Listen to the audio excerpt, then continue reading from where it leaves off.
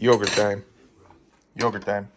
So after a good amount of messing around, we now have this.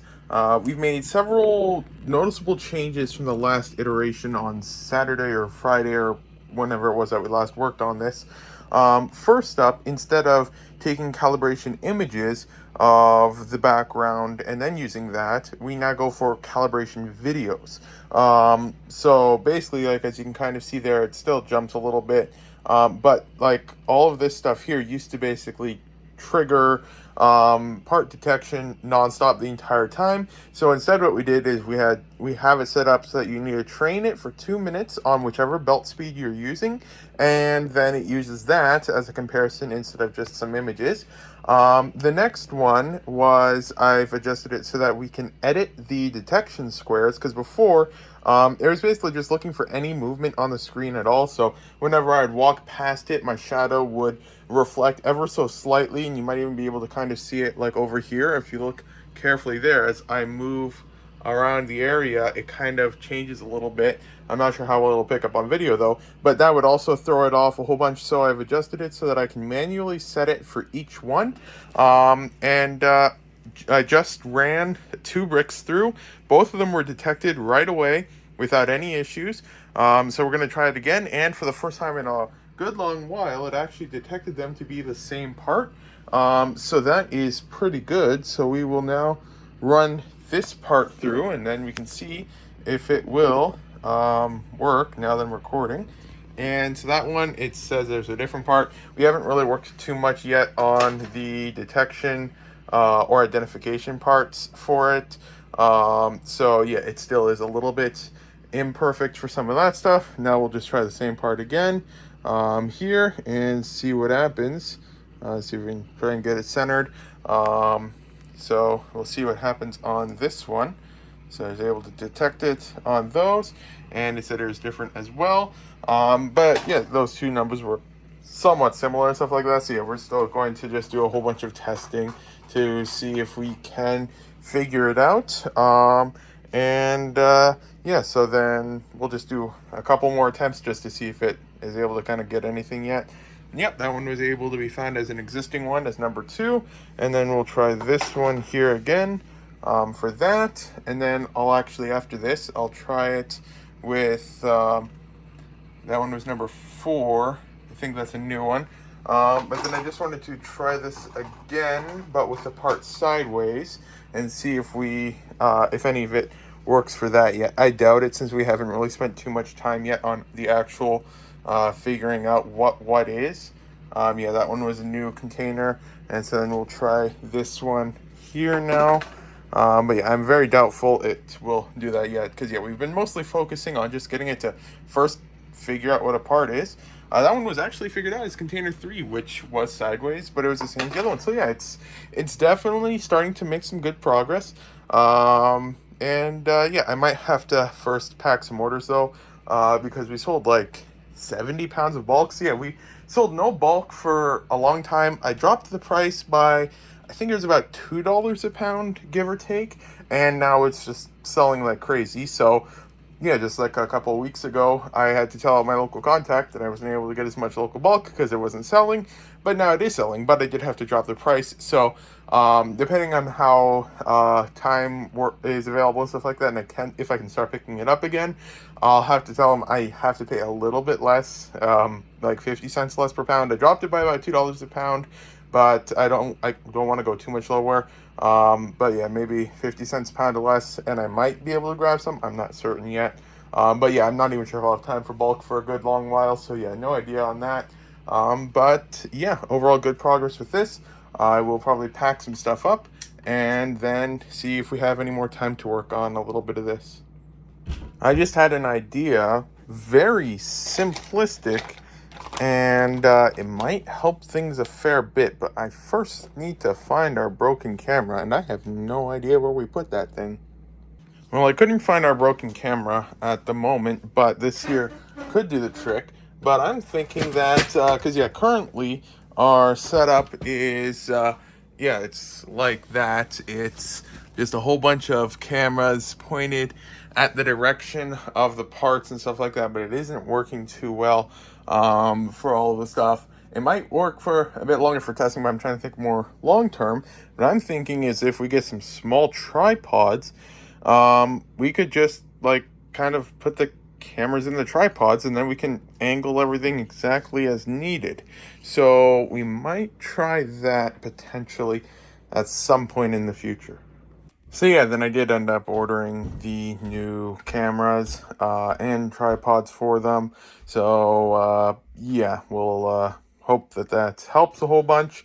And yeah, because all the costs are always going to be more expensive when you're getting things sorted out. But yeah, then that stuff has been ordered and should be here in a couple days. Tomorrow we're busy anyways.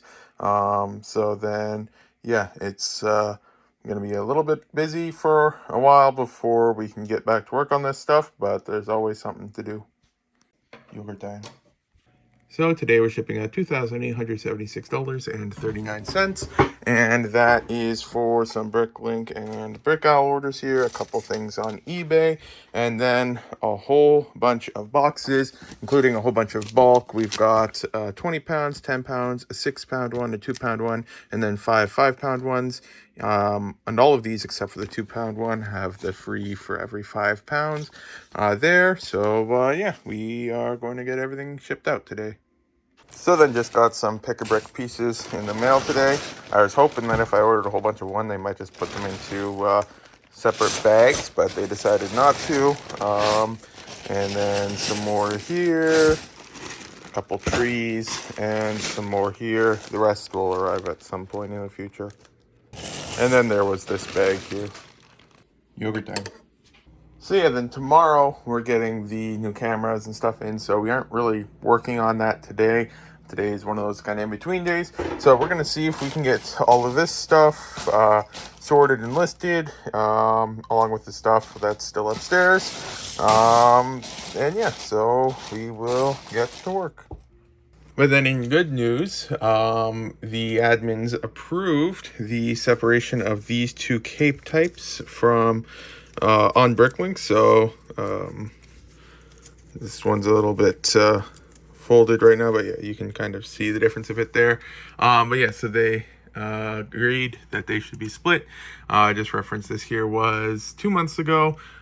Just brought it up in the thread, pointing out the differences after user Kunalex let me know, and so then went down that fun rabbit hole, and it was approved now. So working on the new entries for those real quick. I'm thinking that the wording I'm gonna use in the title, we'll see what the admins choose, if it's good or not, is going to be jagged and rounded features, because yeah, when you look at the two side by side, then yeah, you can usually just see like a lot more. Actually, maybe the screen here will be a little bit easier to see, but yeah, then you can see there's like more rounded on the one and more jagged over there, a bit more rounded. Actually, that one's a bit more rounded on here, but then on the side here as well, rounded and more jagged there, and the rest mostly similar. This here maybe a little bit more jagged over here, same with the openings here.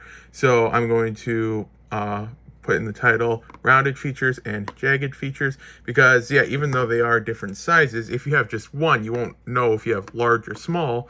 So I'm just going to avoid that, and yeah, we'll see what names get approved and stuff like that. But yeah, then I'll quickly work on some of these entries. So then I ended up opting for larger as well in the title, because yeah, if you have just one, then yeah, it is a bit more difficult to see, but if you have multiple, it can be really helpful. Or if just you've dealt with a good few of them, you can just kind of pick one up and say, yeah, that one is much larger than that one there from other times and stuff like that. So we'll see what happens for that, but you know, I'll get the things done now. So the parts are now counted and sorted, and yeah, we can get them listed. Yogurt time. So yeah, then I opened up a case of the Spider-Man CMFs, and there's a sealed case and everything, but I was missing a whole bunch of the one minifigure and had doubles of another, which I've never had before. I'm just going to open up the paper real quick here. So I had 6 of this one, but only 3 of that one there. So that is Spider-Gwen and Spider-Man. And yeah, so I think that one is a little bit more expensive, so it's a little bit less value, but that's all good there. It's mostly similar. Um, Actually, I can just check real quick to see what I list them at. So we can see here. So it's actually not too bad. That one's $6, and the other one is also $6. So it's actually not that big of a deal for that. But yeah, then that the main thing though is that I can't list any complete sets of it, and I'll just have to list them individually again, which is fine since almost every single one of them sold out again. So yeah, then I will get that stuff listed. So then my dad was able to fix the conveyor belts. So yeah, he took it apart, and then we were trying to figure out how we should reattach it.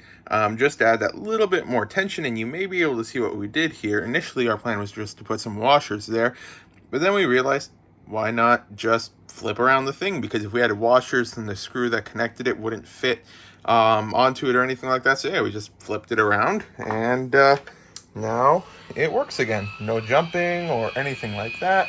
So yeah, that has been fixed. Also, I did get the cameras, and let's just take a quick look at how they packaged them. So this here is the replacement cameras. They just put them in a bag, and then it arrived like this. So yeah, hopefully it isn't destroyed. I mean, in theory, what we could always do is, even if it was destroyed, we could just swap out the cameras with like the cases with the ones that we already have, but probably not. But then yeah, so this here, that's just a booklet there and stuff. So then I'm just going to set this down for a moment, but then you take out the camera, then yeah, we can see the camera here, and so it's a nice metal case. So in theory, that should be able to attach to the thing over here, and then we can just position those around it and get rid of this thing, have the working conveyor belt, and see what happens. But yeah, I've got to first work on a little bit more stuff. We had ordered 9 of these the other week, which we got because they were on clearance, and they are sitting in the corner over there for the future because they just retired. But then we ordered a 10th one, and when we got it in the mail, even though it was sealed and still glued down, I looked down the side because it felt a little off, and I saw like a tiny piece of tape here. But then I looked like this, and I could just see right down. So I carefully opened this here without lifting up the sides there. I looked inside, and it looked to be complete, so I went to just put it back here, because yeah, this glue was like melted or whatever, but it was still fine here and stuff like that. So it was still technically sealed, but then when I wanted to put it back, it lifted up the sides here. I've never had that happen with a box before, that the side was open or anything like that.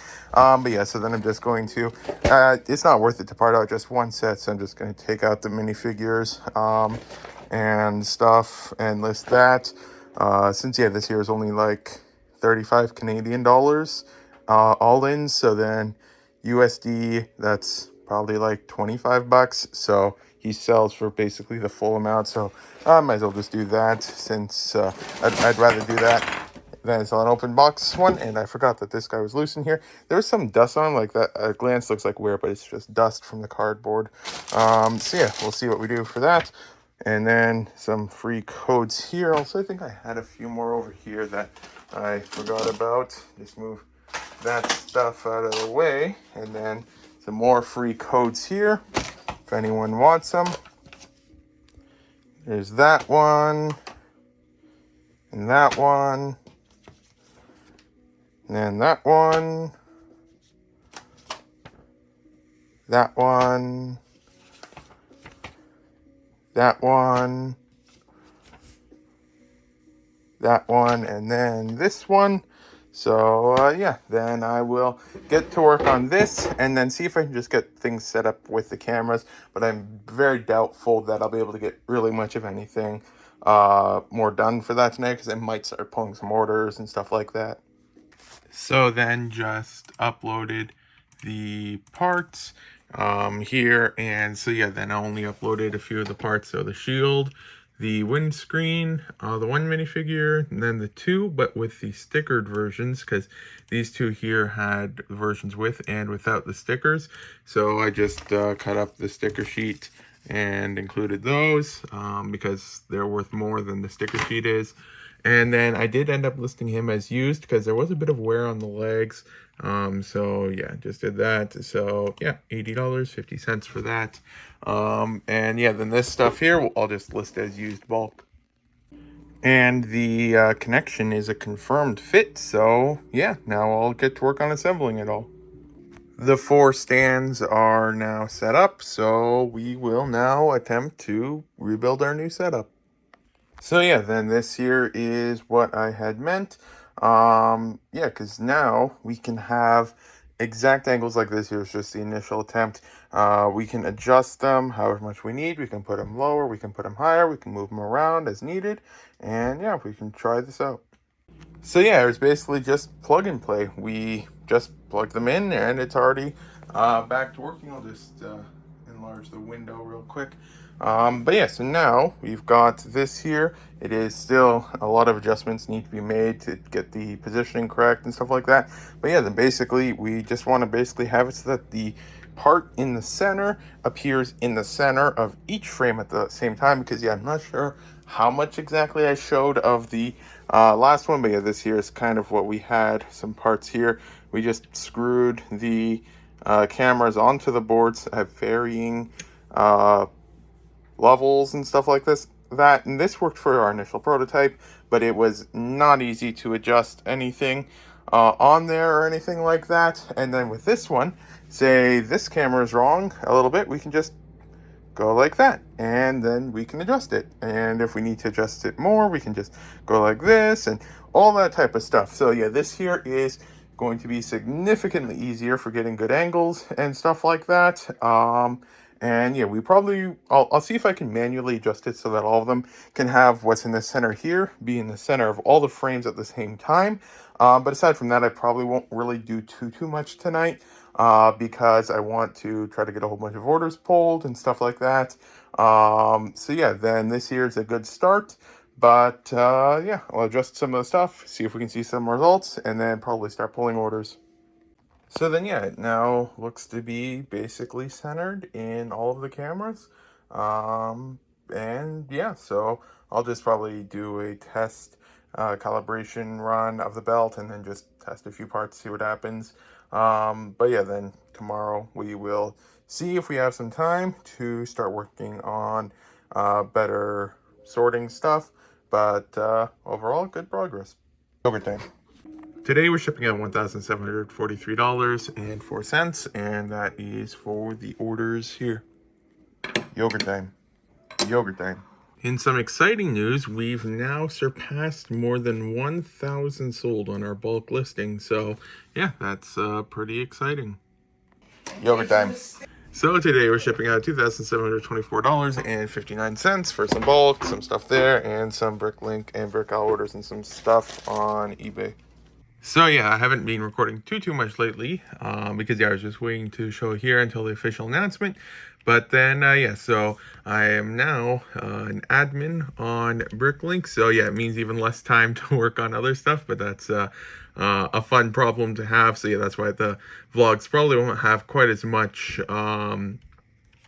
content in them, because yeah, I'll be having to work a whole bunch of this now, which is quite exciting. But yeah, less time for vlogs again. So yeah, that's why this vlog is probably going to be quite short, and future one's going to be shorter as well. But yeah, then yeah, because I'll be able to work on a whole bunch of that stuff there, and hopefully help a whole bunch of the catalog stuff.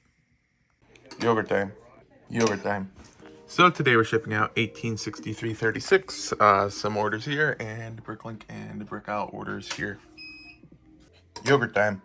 So I got this box in the mail today, and yeah, so first just get some of this paper. Always nice to get this stuff because it can be reused a lot. and I'll often run out of it real fast. But then yeah, so this one here, I paid 200 bucks Canadian for it. And it was just an assortment of motors and stuff. This one here, I probably overpaid on it though, because tried looking up. I could not figure out what it was when I was looking at it, but I saw this thing here, and there's multiple other ones in here that I believe are from the same thing. You can see by the smaller size of the holes here, those are small compared to your standard Technic one, and now I know that for the future. But this stuff here isn't Lego motors, it's UBTech, or no, not UBTech, UBTech. That might have been what I just said. I'm not sure. But yeah. So then this stuff here is, it is branded for a different thing. I might be able to put it all in the lot, get like 20 bucks for it if I'm lucky. But there still is some decent stuff in here. But then there's some stuff like this here, which yeah, it's just gonna probably end up in the bulk because these things aren't really worth too much for that. But there were still some nice ones in here, like the EV3. This thing, it goes for like, that's not a good sign.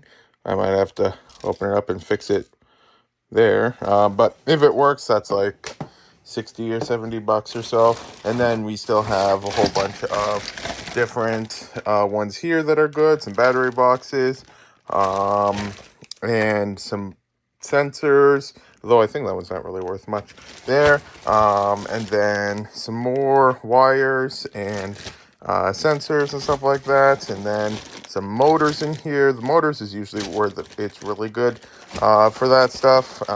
So and then there's more sensors and stuff in here. I haven't looked all of it up, but I know that like that one there is good, and stuff like that. And yeah, so there's a bit of other stuff in here that I didn't know what it was. So we'll see on that, and then hope that this year is just like something that got stuck in it somehow. Like, and it's not actually broken, but I've got no idea. We'll have to figure out some of that stuff. Yogurt time. So today we're shipping out $2,706.55, and a very exciting thing is we had 2 sequential orders. That is relatively rare. I think I've had it once or twice before, but yeah, order 30,505,062 and 30,505,063. So that was pretty exciting. And then we are shipping out some bulk and a whole bunch of Bricklink and Brick Owl orders, and a few eBay minifigures. Yogurt time. Yogurt time. Yogurt time. So today we're shipping out 1644.76. Only a little bit of bulk, and a couple of things on Bricklink and Brick Owl. Yogurt time. I just got a couple more minifigure lots in the mail. I had some that I went through just a little bit ago, just yesterday, and this one here had a lot of really good ones, like Scuba Iron Man. There was a Space Iron Man helmet, and a whole bunch of other stuff, and it was only 100 bucks a pound for this Canadian, so that was quite nice. And then we had a 5-pound lot there that had some really good ones as well. So yeah, got a bit of that stuff recorded again. Yogurt time. Yogurt time.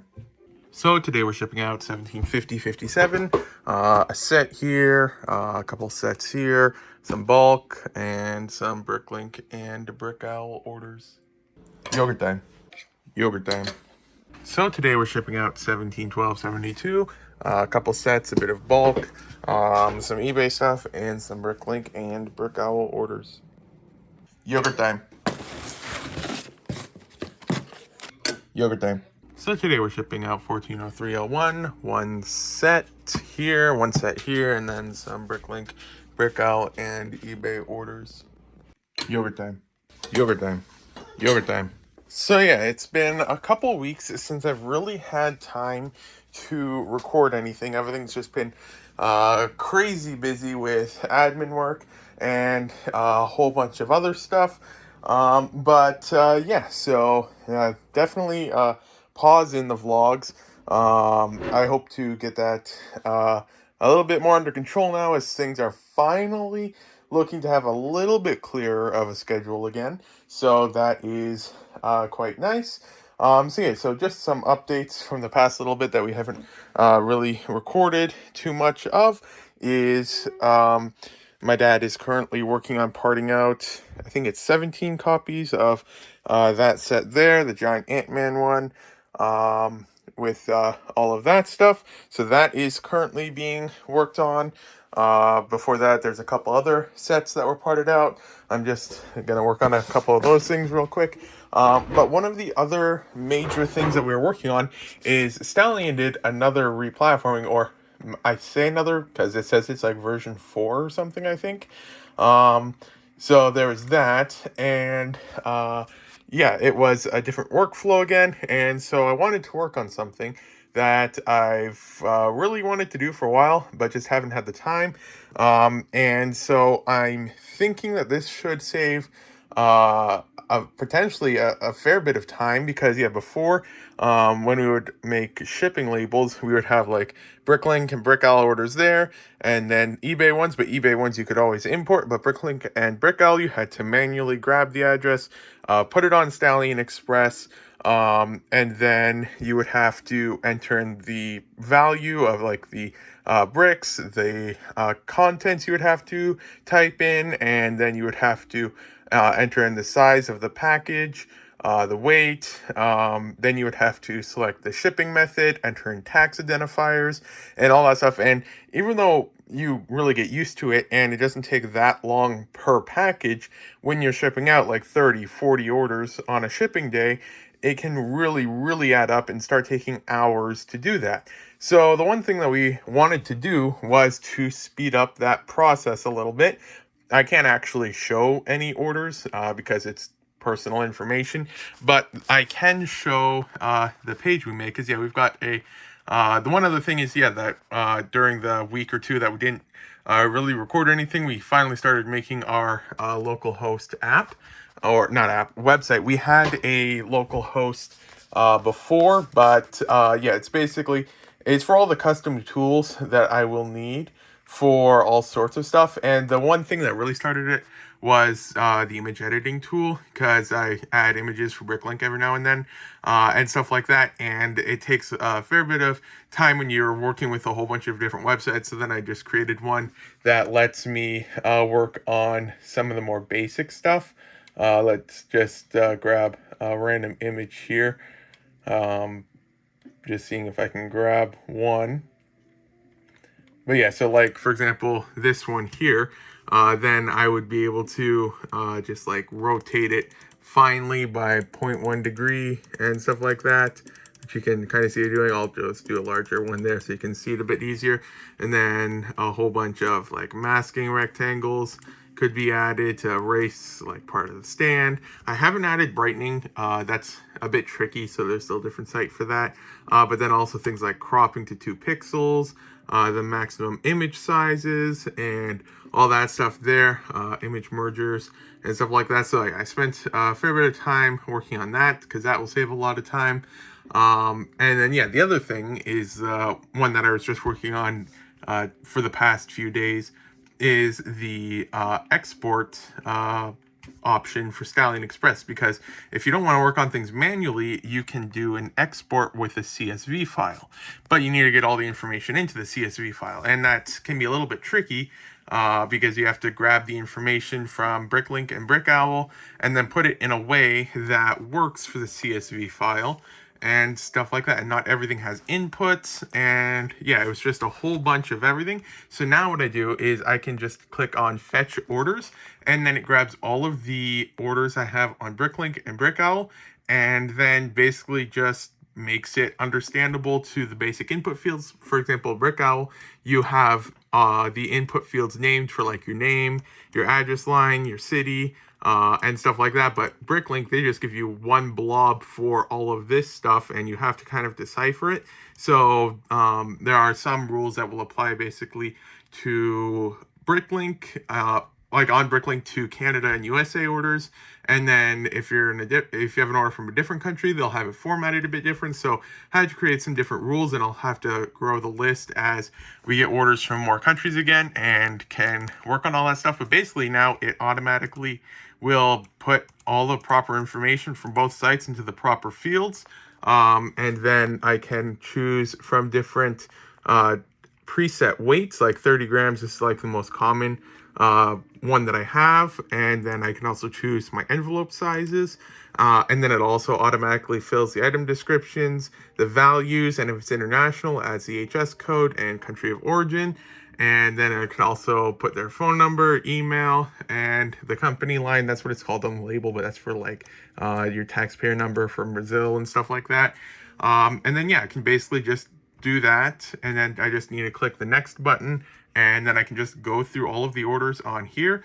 And then I just need to download the file, and then I just upload that to Stallion Express. And then on Stallion Express, I have a variety of automation rules. So then it grabs the incoming CSV file, and then it will, for example, apply the cheapest tracked shipping method to all of the shipments.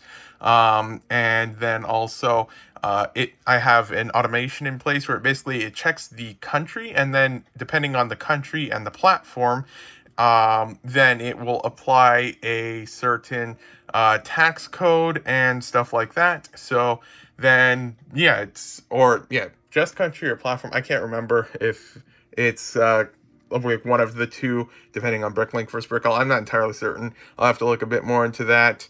But then, yeah, it trims it down from what can easily take 2, 3, 4 minutes per package down to, since all of it's auto-filled, for most packages, I just need the weight and the size. I don't even need to manually take, because most of them will just be one of the two envelope sizes.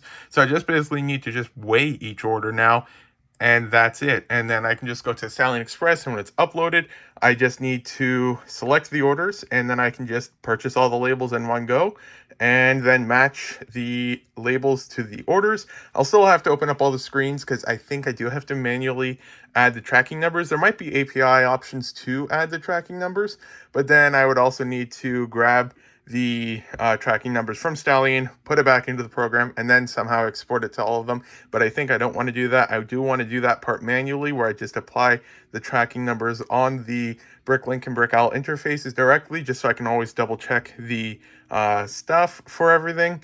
But that is the progress we've made so far. It's been a crazy couple weeks. I haven't gotten back to the sorting machine yet. I hate to say it, but it might be on pause again, just to catch up with everything again. But overall, good progress, and I'll get back to work. And then the one other tool that we will be working on adding to this is I'm working with someone I know to create a tool that will let us basically put our Bricklink inventory, not all of it, select items, and for minifigures and stuff like that, it'll only be with our images, because you're not allowed to use Bricklink images for commercial purposes. I'm like 99% sure on other sites. And so yeah, we'll basically see if we can get some of that stuff to go to eBay, which should hopefully finally revive our eBay store, because yeah, it is definitely been falling behind, because other than for the odd thing here and there, I think it's been like a full year or more since we've actually listed on eBay. So that should hopefully help with some of that stuff. Yeah, then I will get back to work. So yeah, today we're shipping out 856.76, and yeah, we are going to figure out our new method and just see what we can do. I think that's Merlin's spear or something. So yeah, then we got everything shipped out in like 30 minutes, if that. And that's with our very first time learning the whole new system. So yeah, that was definitely very fast. Yeah, so I'd say that was a big win. Yeah, and as we continue, we will learn it a little bit better and continue optimizing the stuff so it could get even faster. So yeah, that's less than a minute per package now.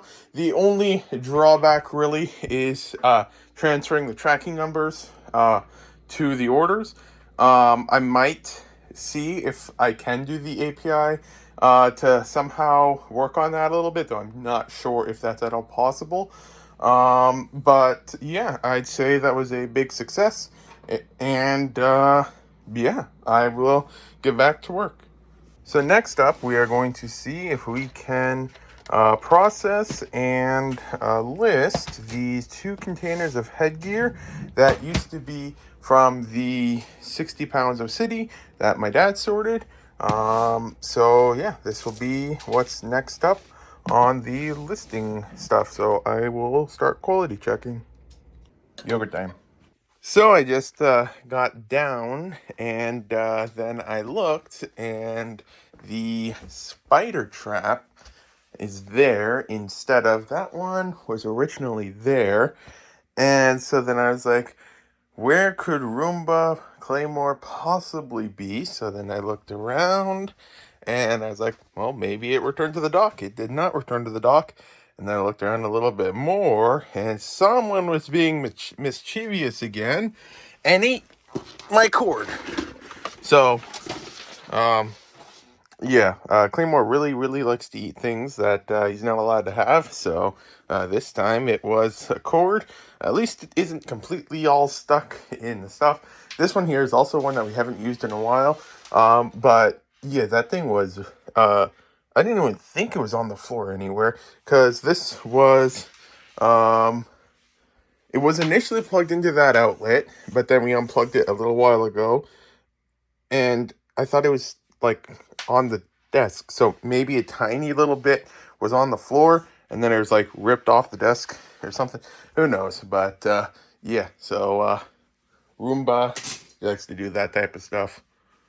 So I just finished with my initial sort. So yeah, then we removed the containers here, which are just normal standard helmets in standard colors.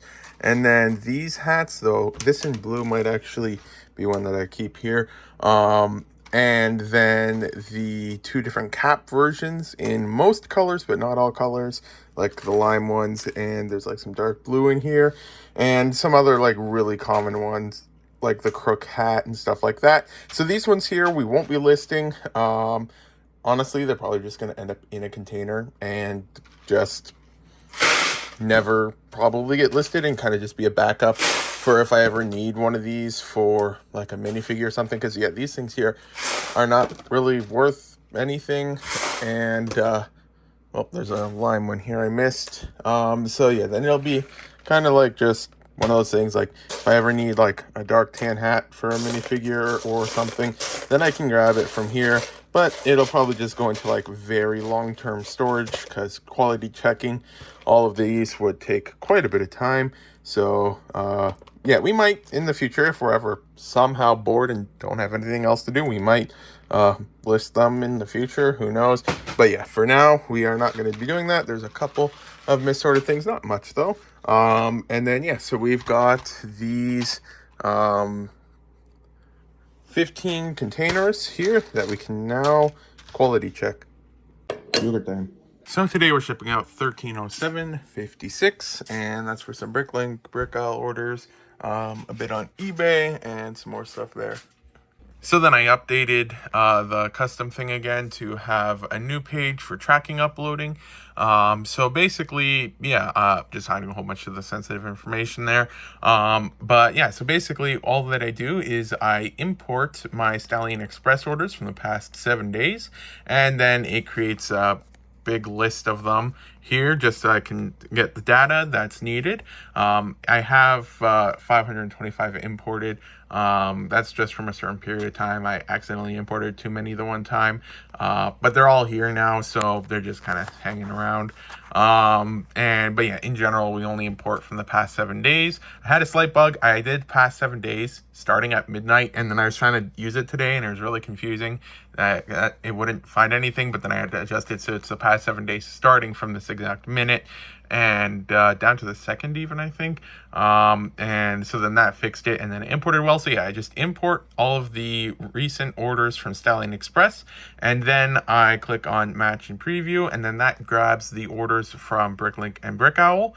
And then after that, I just compare the order tags field. Oh no, I compare the order number field from Stallion Express to the order numbers on Bricklink and BrickOwl, because when I use my shipment builder, I upload the order number into the order number field, and so then that's on Stallion. So then here, when after the labels are made, I can download the stuff from Stallion Express, which includes that order number, and then I can compare that against Bricklink and BrickOwl, and then when I match it, it just compares the two numbers, and then it grabs the shipping code from Stallion Express, and then uploads that to each of the orders. And so then, yeah, it's just two buttons, well, actually three, because I have a confirmation thing here. So after I import it and click on this, it doesn't immediately do it. It first shows me all of the tracking numbers and order numbers, and then it's basically says, okay, we will be working on these ones. We'll upload only these ones and no more, just to prevent accidentally some bug causing it to upload it for everything or something.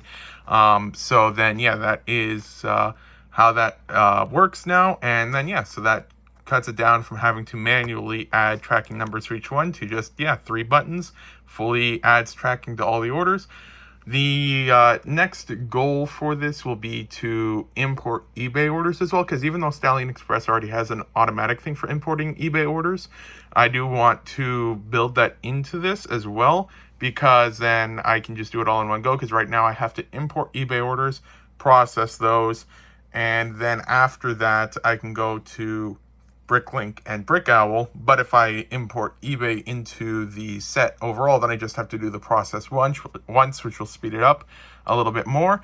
But yeah, so then now all that we have to do is, after orders are picked, then I just measure, like I just package the order up by putting it into the bags, and then I just weigh it and then just check the envelope size. There are still a few things that I do have to work on, such as like adding more countries to the country supported list, like for parsing the addresses from Bricklink. So that's something that will still be worked on as time proceeds and stuff like that. And then the other thing is, on Stallion Express, I was able to finally figure out how to work on some of the stuff here. So on Stallion Express, there's an automations option. So the first one is disabled because I had just done initially that all France orders have the IOSS thing, but that's not good, because then orders that have are from BrickOwl versus Bricklink aren't separated, but I needed to keep those separate because we have like Bricklink and BrickOwl for IOSS. But yeah, so then this way I can add more criteria. I'm still finalizing it. I'm going to grab some more of the numbers. Because then, yeah, if I go to edit, I don't want to accidentally show anything, but it should be good there. But yeah, so basically I import the orders, and then I have a hidden tag on my shipment builder that includes either Bricklink or BrickOwl as a word. So then it checks for that. So then that way we can know which platform it's from. Then we do a check on the countries to see which country it's from. I'm also going to be adding a dollar threshold because it's only shipments under X amount of dollars that have it. So I will have to adjust it to have that. I didn't have any orders that didn't qualify yet, so I just still had that there. So yeah, then now it is going to just have that there, and then see if I can do a few other modifications to adjust it as needed. And then after it confirms all of the criteria, then it has an action where it just sets the tax identifier to BrickOwl IOSS.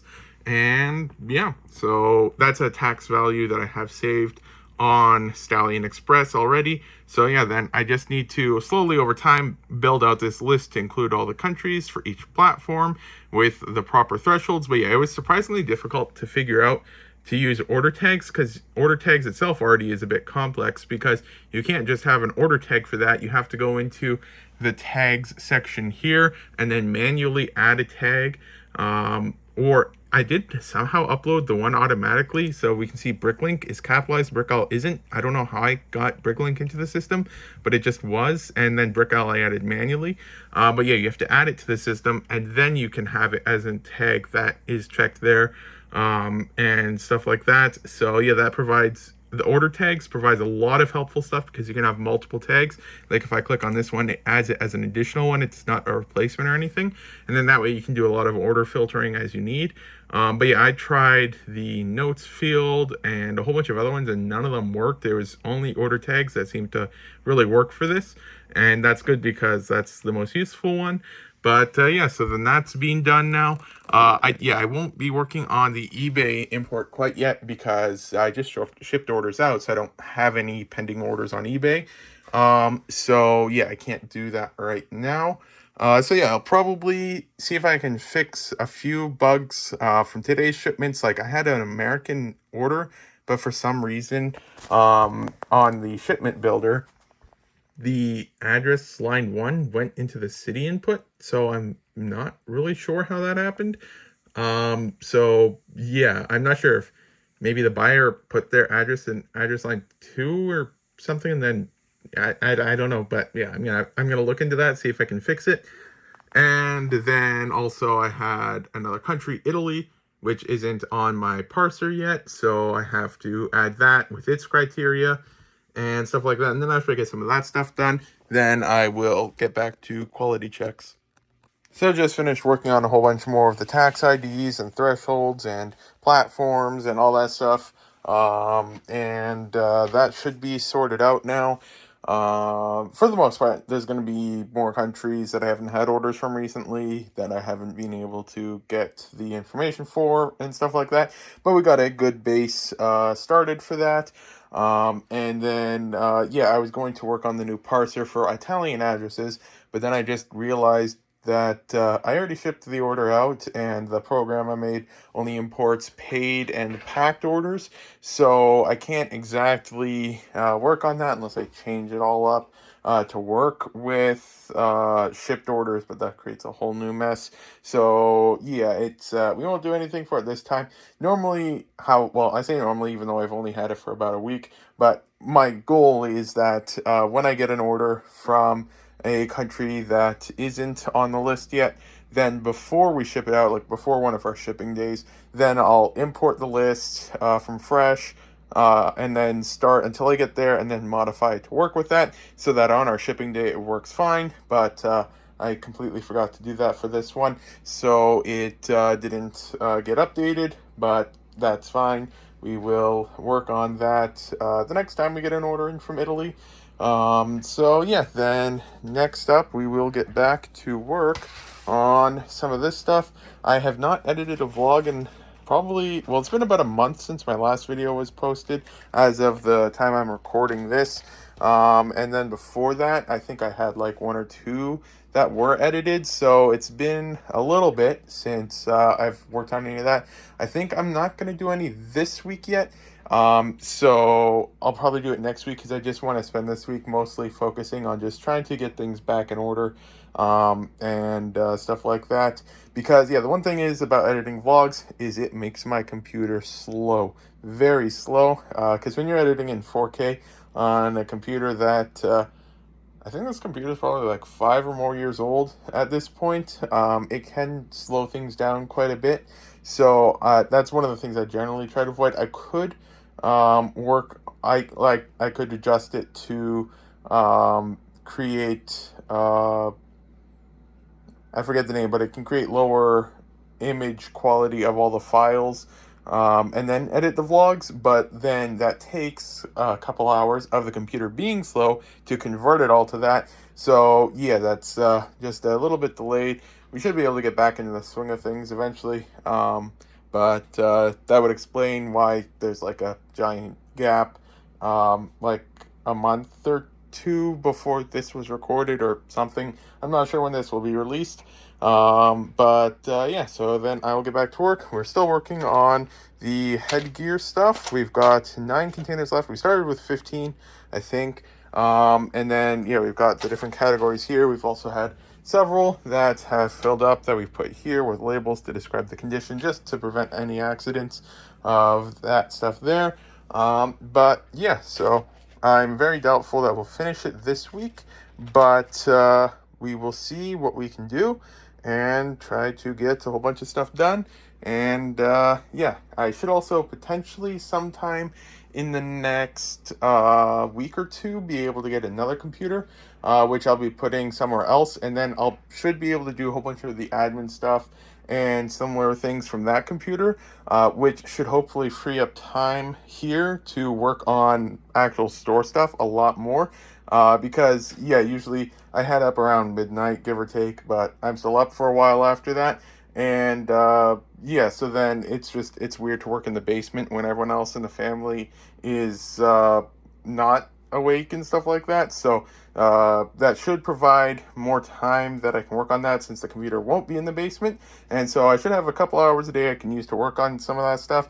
And then yeah, we should hopefully be able to get a whole bunch more time to work on some of this stuff. So yeah, should be able to get a whole bunch of more stuff done and hopefully free up time to take a third attempt at the sorting machine, since the first attempt we got from knowing nothing about the sorting machine to having a conveyor belt and a whole bunch of the parts we needed, but then the cameras not working out, and then our second attempt we got up to the point of the cameras working out, and then we just didn't have time and stuff like that, so we never even started trying to really make the code work for the sorting. So our third attempt will hopefully be for that, but I have no idea when that is, because yeah, I really need to get more stuff listed, because sales were really strong for January and then started tanking a little bit because yeah, haven't listed much in a while. So yeah, our priority for the next while will be listing again and not the sorting machine, but we should be able to go back to the sorting machine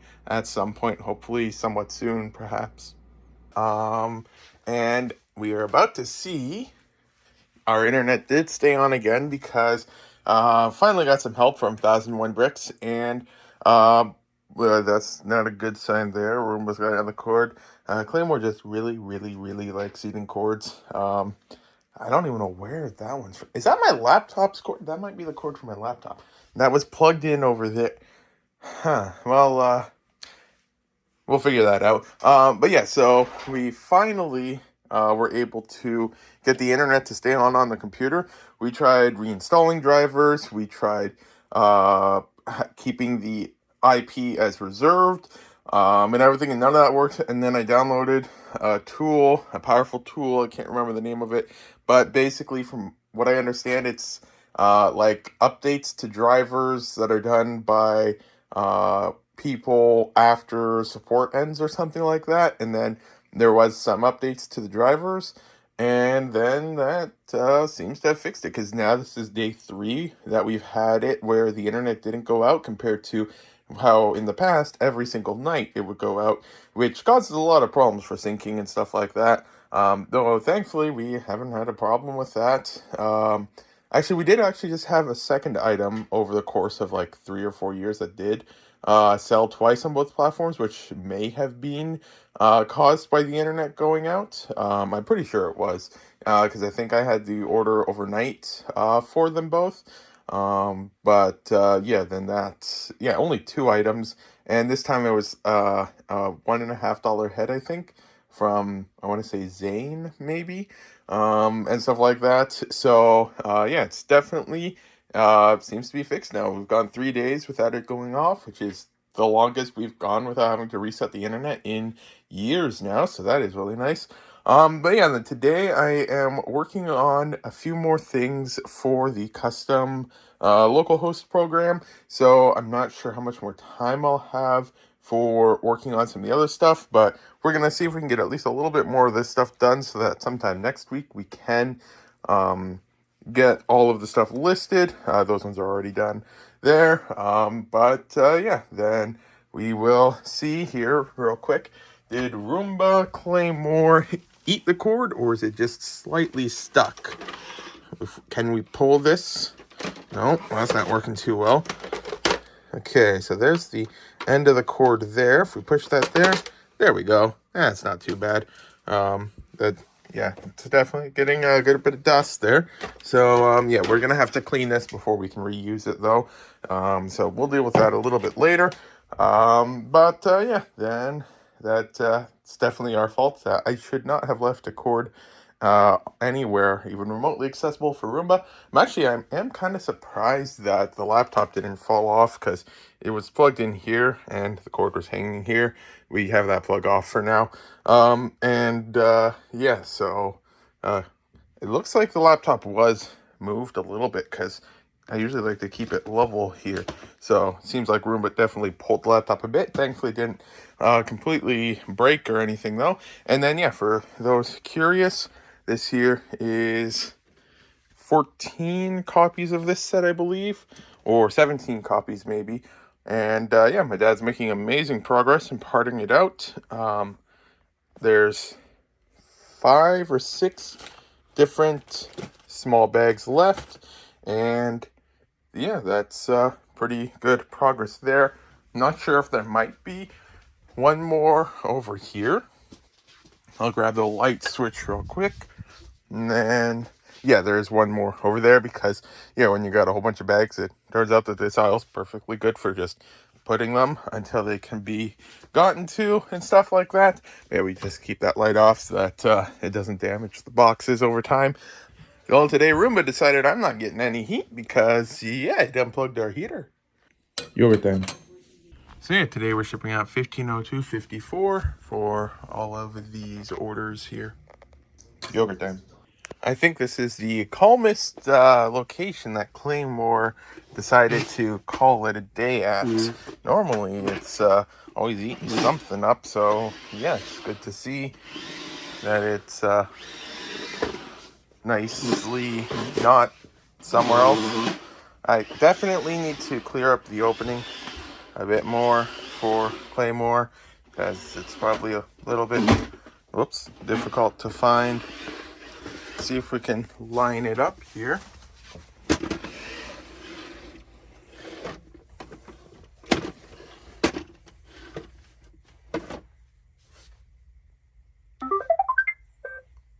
And it looks to be charging again, so that's all good there. Actually, I don't think that's charging.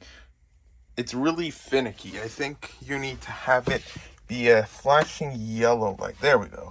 Now it's charging. So yeah, there's that. And I'm working on the custom app a whole bunch more, so we'll see if I can make some progress on that to show soon, hopefully. Yogurt time. So shipping out 1153.29 today for a set, a couple eBay orders, and a little bit on Bricklink. Just finishing up with parting out a whole bunch of copies of this. So here is some free codes for anyone who's interested. So yeah, just a quick recap. We haven't recorded much because we have been working significantly on the custom app again for the eBay syncing integration thing. And we're actually making quite good progress, but it takes every single free moment we have. So yeah, it's taking a while. It'll take a little while more. So yeah, these clips kind of keep stacking up. And at this rate, it might be a good few months total that we haven't released a video. But we should be back once things calm down a bit. But it'll still be a little bit. But we are making good progress. And yeah, I hope to show a bit more of that stuff. But yeah, so we had 17 copies of this set here that we're parting out. We had a couple of manuals elsewhere before, and we already listed a few of the figures prior, so there's only some of them here. But yeah, then I will process this, and yeah, it's already all listed. I just need to finish processing it. Yogurt time. So today we're shipping out 1623.33, and that's for not that, but some Bricklink Brick Isle orders, a bit on eBay, and a sticker sheet I need to better pack up. Yogurt time. Yogurt time. Breakfast. Today we're shipping out 1580.43 for a whole bunch of orders here. So today we're shipping out 1276.23, and that's for these orders here. Free code. So I wanted to give a quick update of what I've been working on, because I haven't released any vlogs in like a month or so, but there's been a very good reason in addition to the reason of the admin position and stuff like that.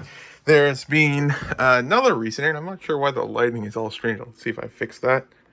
And yeah, that should be a little bit better now. But yeah, then it was because I was working on the custom app. It started all out with the image editor I use. Every now and then I need to edit some images for if I add something on Bricklink.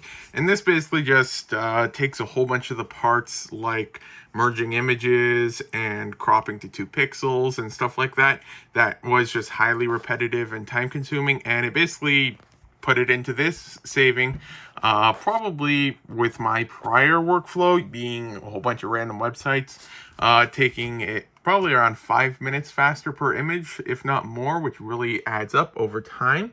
And then after that, I wanted to work on the next thing that was taking a lot of time, and that was for shipments. When I make a shipment on, like when I sell something on Bricklink or BrickOwl or something, then when I ship with Stallion Express, I know in the States, I think you can just print directly from PayPal, but in Canada, you mostly have a whole bunch of different companies that you ship with directly.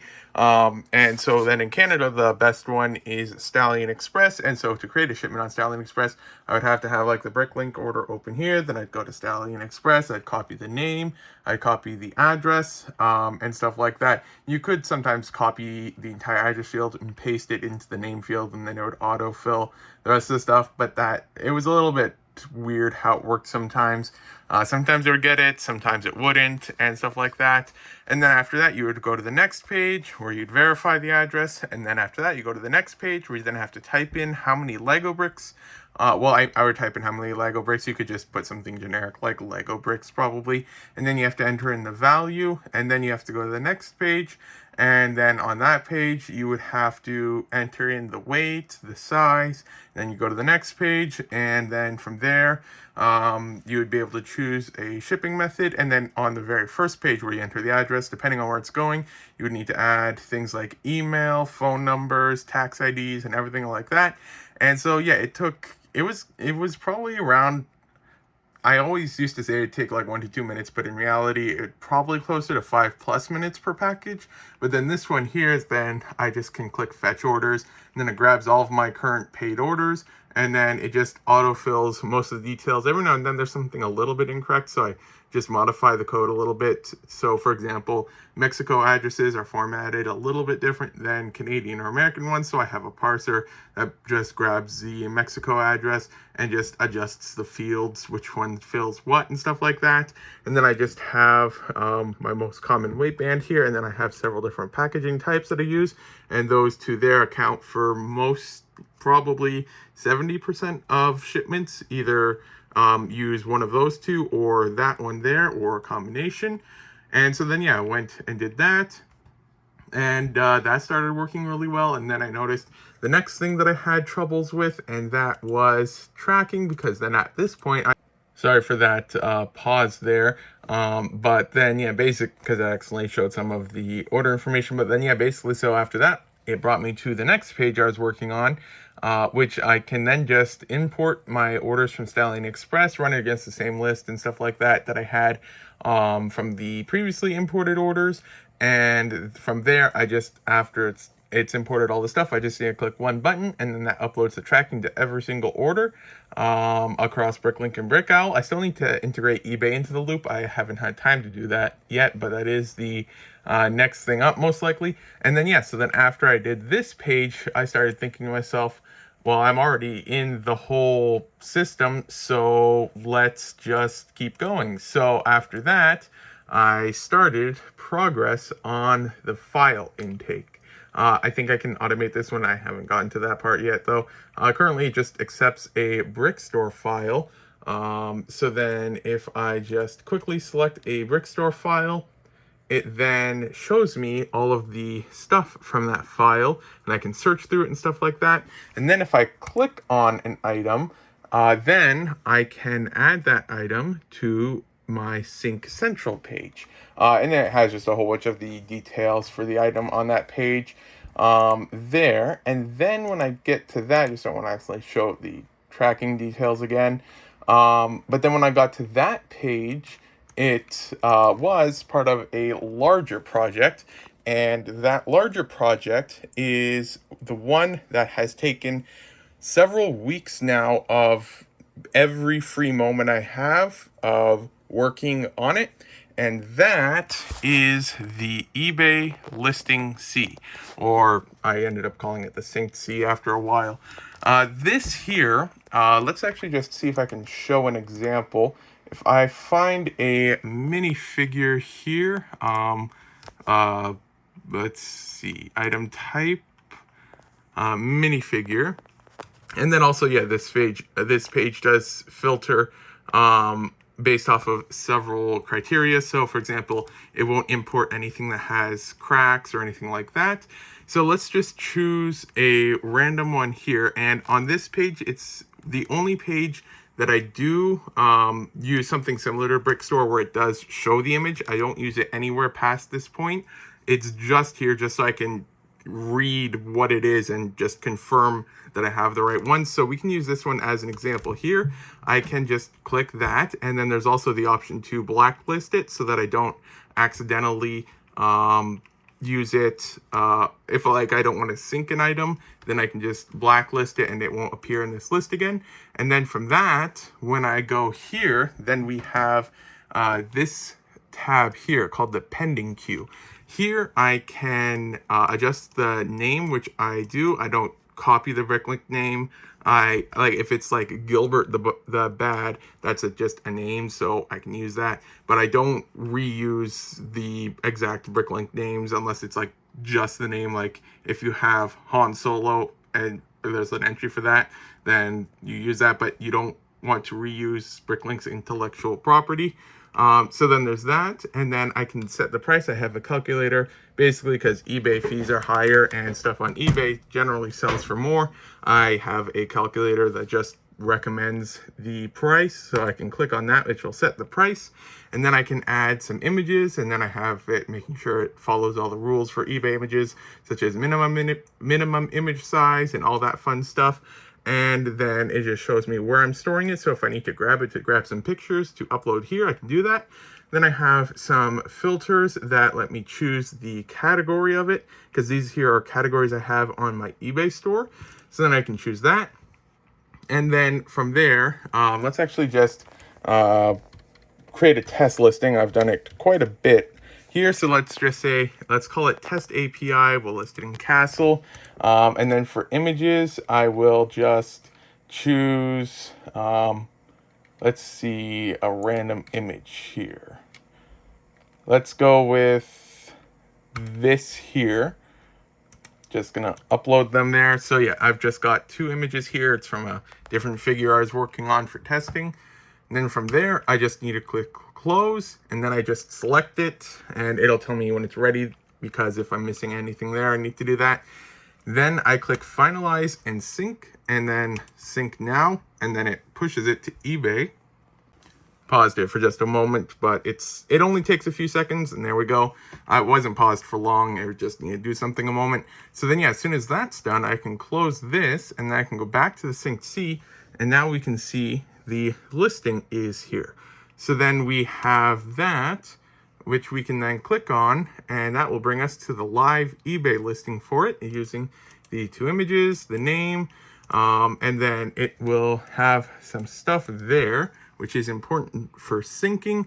And then it will copy a eBay description that I have set up for it. And then also, if I click on revise listing, then we can see it also fills out some details, like the item category, the store category, the country of origin, the description here, fills up in the minimum best offer, the eBay policies for the payment, shipping, all that stuff. It fills that all in. And then here is an important thing that we'll get to in a moment on that. But yeah, so then it pushes it to that. If I want to, I can update the name. So new name, we'll just type in here. And then I can just click on this and then click Save Changes. And then that will push it to eBay. Well, actually, apparently we got an error. That's kind of the whole process. You have to fix errors all the time. So I'll fix that one in a little bit, but I've had that error happen a few times that every time I change the code, get a new error. So I'll fix that in a little bit. But then, yeah, normally it pushes that update to eBay. And then from there, the next logical thing is you've got the things listed on eBay. How do you prevent double selling? And that leads us to our next page, which is the sync console. And so this page here is where I sync the stuff. A lot of it is still placeholders and everything like that. And we can see it's running again. So every 5 minutes, I check Bricklink, Brickowl, and eBay for orders. And then I just adjust the quantities on the other sites. And that's something that seems to work good at first, but then you notice several things will quickly pop up as issues. So one thing is that's important is that, yeah, I use this here as part of the syncing process because you need to store the identification number for the listing somewhere. On Brickowl, it's stored in the stuff since I use BrickSync. And then on eBay, I just put it in the SKU here for that. And then in the syncing program I have created for it, it just grabs that. It grabs the orders, it dissects all the order information, and then it uses that to apply the updates to the websites that are needed. And since I already have BrickSync syncing Bricklink and Brickowl, what I needed to do is I needed to have Brickowl and Bricklink orders sync to eBay and eBay sync to Bricklink and Brickowl, but not Bricklink to eBay, or not Bricklink to Brickowl, or Brickowl to Bricklink, because BrickSync already takes care of that. But yeah, then so that's taken care of. But then that opened up another new thing, and I'm not sure if I actually have any front end pages to really show for it, and the text in here is still all mixed up from it. So I'll need to fix that a little bit later. But then I just finished today adding a feature where basically every hour or so, I'm still trying to figure out the timing, we run something so that it reconciles any differences. So for example, we have this minifigure here with a quantity of 1. Then what if it sells out? Then we need a way to put it back in stock. So then this thing that I just finished, every hour it will just basically grab my Bricklink inventory, run a lot, and I mean a lot of different things, because I know it might sound crazy, but it took me about 3 days of just figuring out exactly what it needed to do. But that includes, like, I still had to ship orders out. So it's not like there's 72 hours of nonstop thinking, but it's like, basically I needed to grab the inventory file and run it against my syncing files, and had to get like a whole bunch of different criteria. So for example, I had to make sure that I was only within certain price ranges, because if, for example, if we say this here is just a common $5 minifigure, and then in my Bricklink inventory I have a new condition version of the minifigure that's worth like $100, I don't want to accidentally put that on the same one as the $5 figure, so I need to ignore that. And then there's other criteria, such as I'm just trying to think here. There's a whole bunch. So we've got other ones that basically will make sure that if we've got like 2 listings of it on eBay, on Bricklink, that we merge them if they are within the same price range and stuff like that.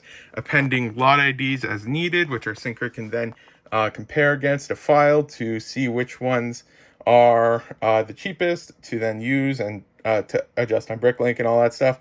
Then we have other ones that, for example, if the quantity changes. So then if the quantity on Bricklink is like 5 and on eBay it's 4, that could mean I just added 1 to Bricklink. So then it pushes the quantity of 5 to eBay. We ran it very specifically time-wise. So in theory, there's like a several second period of time that if an order is placed, it could cause a double sync, but I worked very hard to get that to a very, very minute amount of time. So for now, I'm happy with how it is. In theory, there is a chance that an order could be force updated in the reconciliation to eBay, and then when the syncing runs to do that. So that's theoretically possible, but very, very small chance of that. And so then this way, if I were to list stuff on eBay, say this minifigure sold out, then a year later, or let's say a month later, I list it again, then during the reconciliation, it'll just put the listing back in stock. And then if it's been like a year, then the listing can't be updated because it's been out of stock, the listing has ended. So instead, it'll just create a new listing and stuff like that. So that took a fair amount of time. And then I'm trying to think what other parts of it there were. I think that there is something somewhere, but I'm not entirely sure where. I know that there's a lot of different stuff. Yeah, a lot of placeholders still here. This one here, I'm going to update to just show some things that sold. Just for your curiosity, need to fix the stuff there, and I still need to get the graph a little bit better. But yeah, so that took a very long time. I do believe it will be worth it. And yeah, we've also got like all of the API limits just to prevent anything from going out of hand and causing a whole bunch of issues. But yeah, so that is what I've been working on for, yeah, weeks, if not a month now, or more. Honestly, kind of lost track of time after a while. And yeah, I still need to do a lot more stuff for it. So that is basically the reason why I haven't been releasing vlogs. And then yeah, just to answer some common questions that people might have. I do know coding to an extent. I'm not an expert coder, but basically what I did is basically just get a base prompt, or not base prompt, base template from like ChatGPT or something, and then I would just keep on working on it and then finding the bugs, fixing the bugs and stuff like that, and then eventually you start to get really large files. You have to start manually looking through a whole bunch of stuff and everything like that. But then if you keep at it long enough, you can get usable stuff. And yeah, it's not going to be as good as if an actual expert built it, who is a expert in their field and stuff like that. But having a non-perfect code to do something that is hopefully going to be a really good boost for the store, because yeah, I haven't listed on eBay in almost like a year because I just don't have the time for it. But with this method, it'll be significantly easier because I only ever have to create one listing for anything that I want to sell on eBay, and then it's there because I got all the photos stored locally and everything like that. So I'd rather have it imperfect but usable. And I have had several orders for synced items, and it does sync perfectly as far as I can tell, and I've done extensive debugging, and yeah, it's also looked to work. So yeah, I'd rather it be imperfect and stuff like that than you just not have it, because yeah, I can't afford for something like this. If you're to go to like a company, it would probably cost tens of thousands of dollars. And I do know that there are some other sites that offer bricklink to eBay syncing, but they get expensive fast. And I think I calculated on the one, it could potentially cost me like $300 to $500 a month if I wanted to use one of the other programs, and I just did not want to do that. So being stubborn and not wanting to do that, I just kind of made it. So there's that. And no, it's not open source or anything like that. It is extremely fragile, and it works exactly in my setup for exactly my needs. It's theoretically, if you gave all the code to an expert and let them tinker with it for a while, it might be usable, but by others, but probably not, because I have a lot of it's jerry-rigged, but it works. And since we won't be like just listing everything on eBay all of a sudden, we'll be listing it slowly. Then as errors pop up, I can start fixing a few of them and stuff like that. So yeah, it's not public or anything like that, but it should hopefully help the store. And yeah, this is something we've wanted to work on for a long time, and eventually I just decided might as well do it today. And yeah, when motivation strikes, it's best to take advantage of it. So yeah, spent the last month or so working on it, and still lots and lots to do, but that's like the basic of what's been happening. So yeah, lots of stuff to do. Need to automate a little bit more again, change a whole bunch of stuff, but that is the start. So yeah, I'll continue working on it and see when I can get this vlog out, and then hopefully once things settle down a bit, then can release the vlogs more often. And then, yeah, one thing that I know most people probably understood from that, but just wanted to clarify, my descriptions of a lot of the stuff were heavily simplified and everything like that.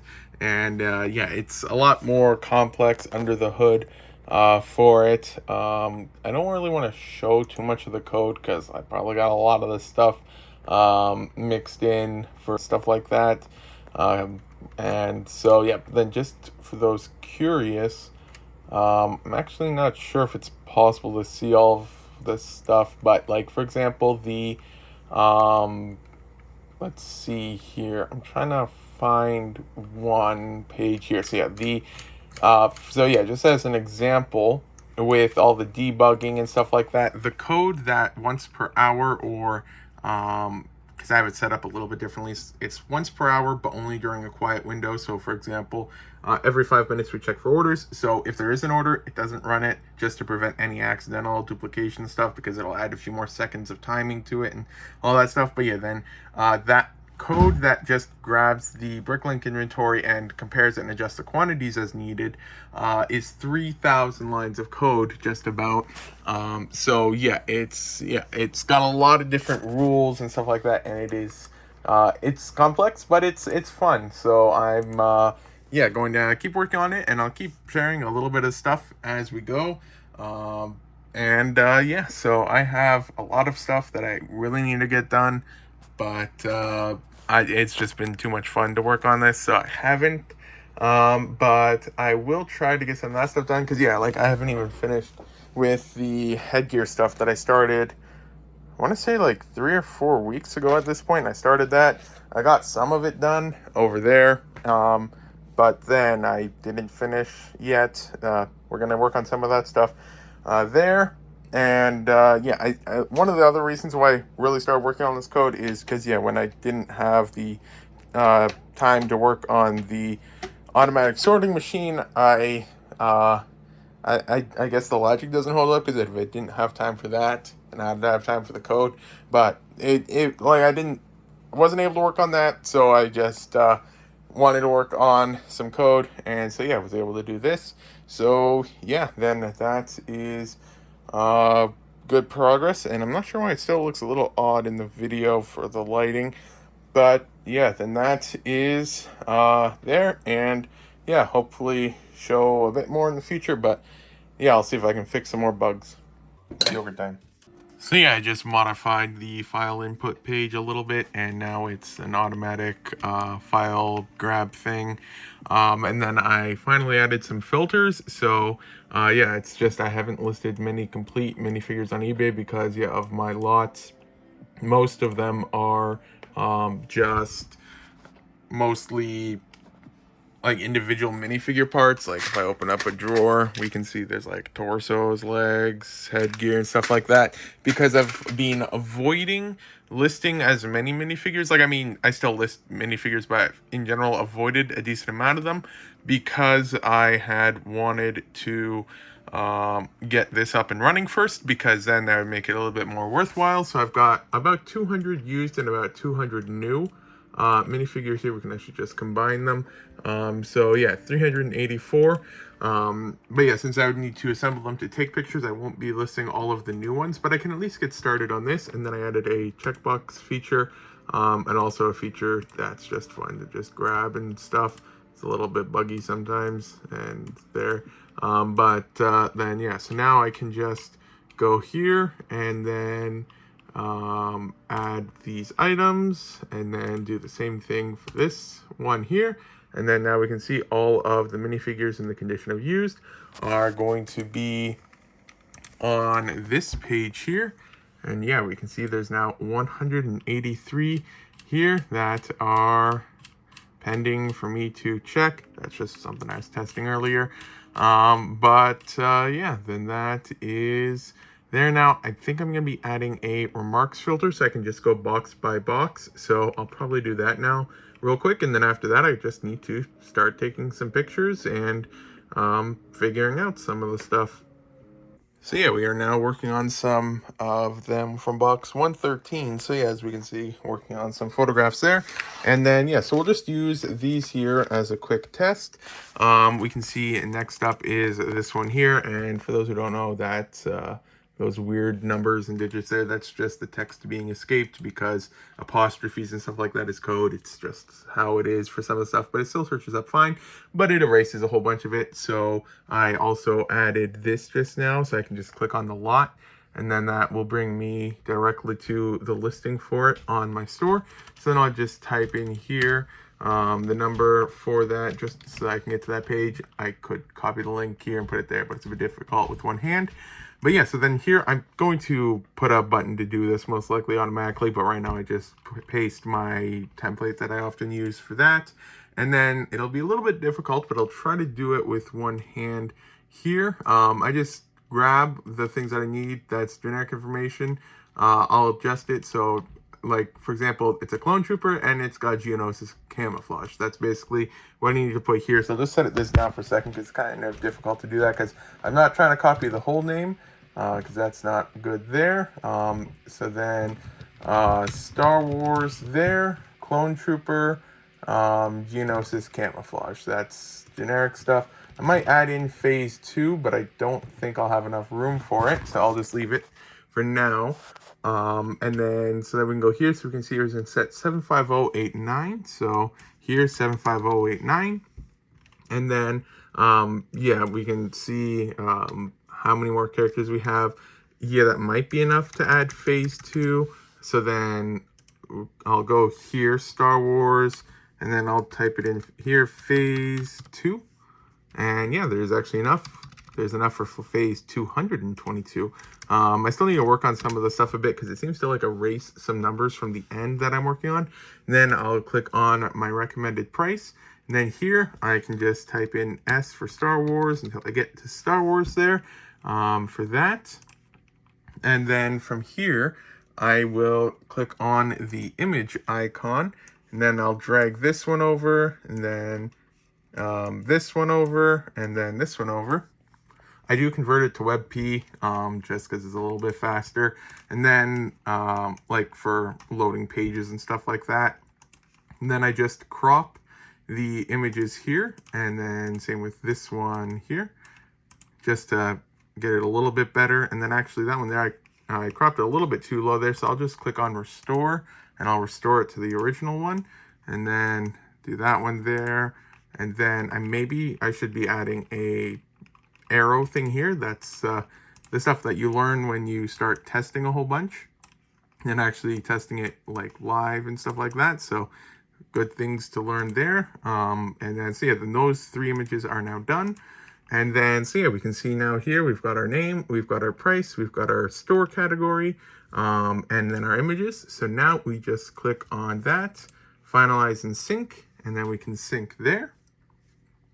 And then this part here, it takes like 10 to, well, not 10, but like 15 to 30 seconds, or yeah, maybe 10 to 30 seconds. But yes, we can see that is now done. Then we can go here, and then I was just typing the one thing there. We can just type in clone here, and then yeah, on this page, I can change store category if I need, the price, the name, and stuff like that. But then yeah, if I click on view listing, it also shows the unedited image there. I need to fix that as well. But yeah, the proper images are uploaded to eBay and stuff like that with the name that was set and the price and stuff like that. So then, yeah, that's all sorted out there, and description and all of that fun stuff. So then, yeah, that one can then go back in the box. And yeah, so now if I ever, for as long as I sell, unless something major happens or something like that, then anytime I ever list this minifigure again, it will be added to this listing. If this sells out, it could create a new listing if the listing can't be updated and all that fun stuff. So yeah, that is now done. And then, yeah, for a little while, there's going to be a few double listings here. Like, for example, we've got 2 Philly the Dwarf listings here. And yeah, that's just because I still have my old eBay inventory in the containers there. I do hope to migrate it over to this, but realistically, it's kind of just gonna probably at least some of them are just going to sit there till they sell out. Yeah, I probably won't be reusing the listings. I did on the one listing here for the Golden Lloyd, I did transfer that listing over because I felt it was worth it, because we've sold a whole bunch of them. The listings got a lot of people who have it in their cart and stuff like that, but it is a little bit finicky because I have to manually go into the database to connect it. And in theory, I could probably create a system to do that type of stuff, but I feel like that isn't really worth it, because if we go like to here to minifigures, we can see I've definitely only got a little bit of stuff left, so only 300 minifigures left. At the peak, that was in the thousands, or well, over 1,000. I think gross eBay listings I had was around 2 point something thousand, but that included like some hockey cards and some random other stuff. So yeah, lots of stuff to focus on, and yeah, I will keep going. And yeah, we can also, if we ever want to, we can update listings in the future. I'm still trying to figure out the whole accessory thing. Might just not be doing accessories from here. I might be doing some, I'm not sure. But yeah, we will be figuring it out as we go. So yeah, then got the next batch ready here, and yeah, so we can now select all 5 that are ready with all of the stuff there, finalize and sync that. And then yeah, I probably won't really get much more of these done tonight, but then I will try to start figuring out what changes I want to make now that I've gotten well, I can't see here, but I think it's like 15 or so items live now.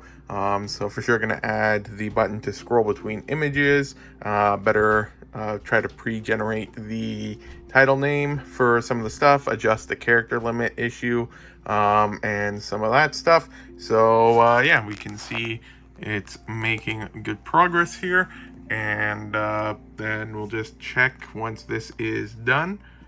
It is loading here, and now that is done, so we can go here and then yeah, see the new listings that were made.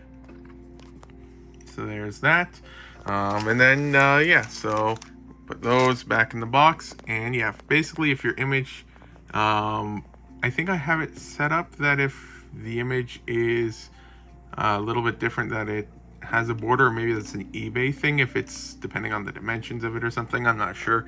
But yeah, then there's that stuff there. So yeah, then I'll see what we can figure out.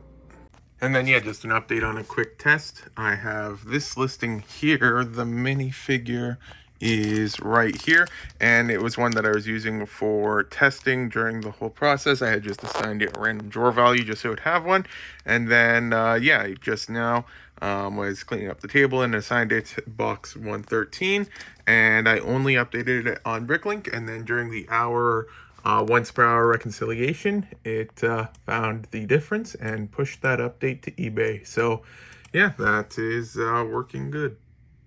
Yogurt time. Today we're shipping out 1904 for not that stuff, but yeah, a whole bunch of orders here.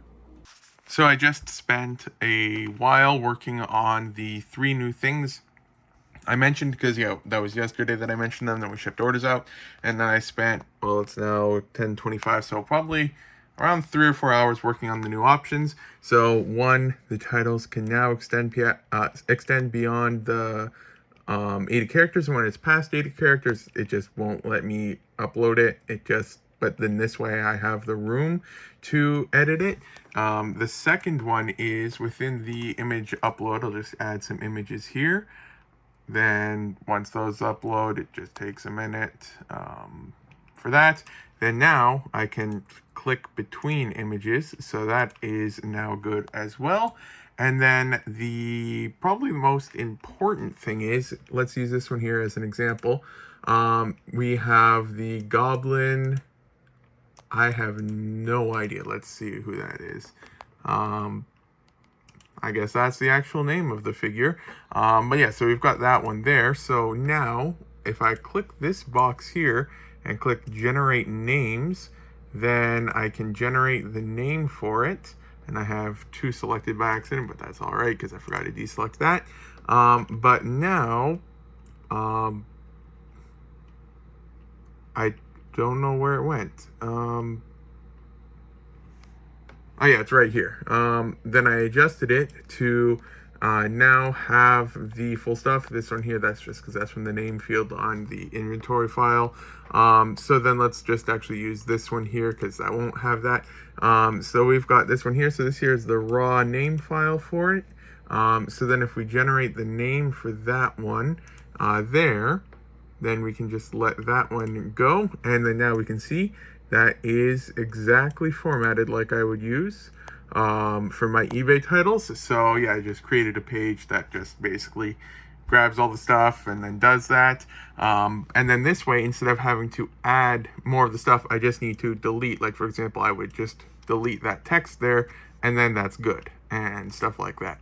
So that way I can still have my names unique and stuff like that. But then this way, instead of having to do it manually, I have it just a whole bunch of code so that it just pushes things together as needed and stuff like that. So then there's that. And so I think that's about it for those things. There's probably still some bugs I need to work out. Like I wouldn't be surprised. I haven't actually tried it yet, but if I crop an image here, I usually keep them a little bit wider and then I save that crop and then I go to the next one. Actually, no, it does let me crop. I have expected that to be broken, that if I tried to crop multiple in a row, since it's in the same modal, that it would be that. So let's just try reverting the image. Works fine. Previous one is still there. We can restore that one. Works fine. So yeah, that actually works. And I thought that I was gonna have to fix that, but I don't. I was thinking about maybe putting some pagination or whatever it's called onto this page, but then I realized that I would just set a limit of 25 when I generate the names so that I don't overload anything. I'm thinking of making these checks a little bit easier to see because they are very difficult to see right now. So maybe copy that thing there or just fill it with like a green square or something like that. So then I'll see if I can do that. Then I might just see what else I need to do. But I think that itself will speed it up even more because now it's just one click for that.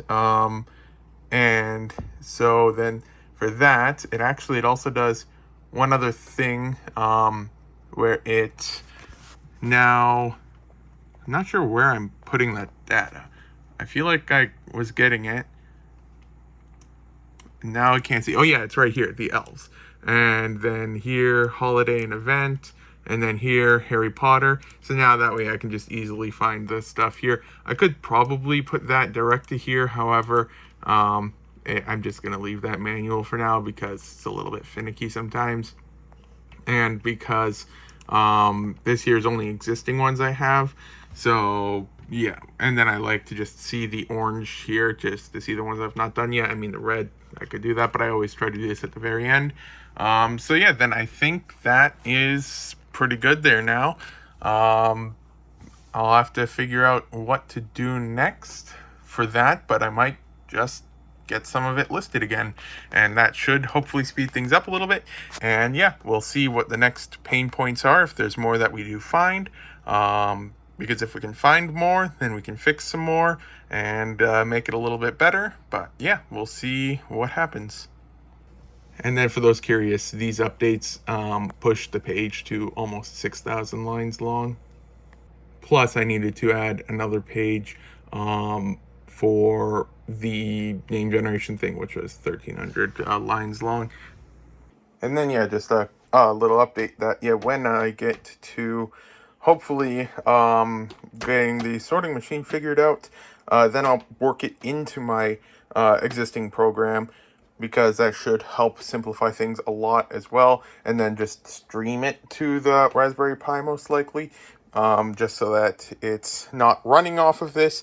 It's just that this connects this to the code on the computer or something like that. And yeah, so there's that. One thing I need to work on soon but haven't done quite yet is adding an option, or not an option, but getting something set up to automatically back up the entire thing like once per day, just in case my computer breaks or something. Then that way it's all good. I think that there's some options that let you basically have I think it's like 1 terabyte a month. You pay X amount of dollars, and then it encrypts it on your device, like the backup. Then it uploads it. It's uploaded, encrypted, and then it's secure, so that way all of the information is good. And then also just gonna have an extra copy of it on my local computer and on my other computer, just because once you start having custom programming, you kind of need to keep the code safe. But I haven't looked too much into that yet. That is a priority though, but I'm going to get a little bit listed first.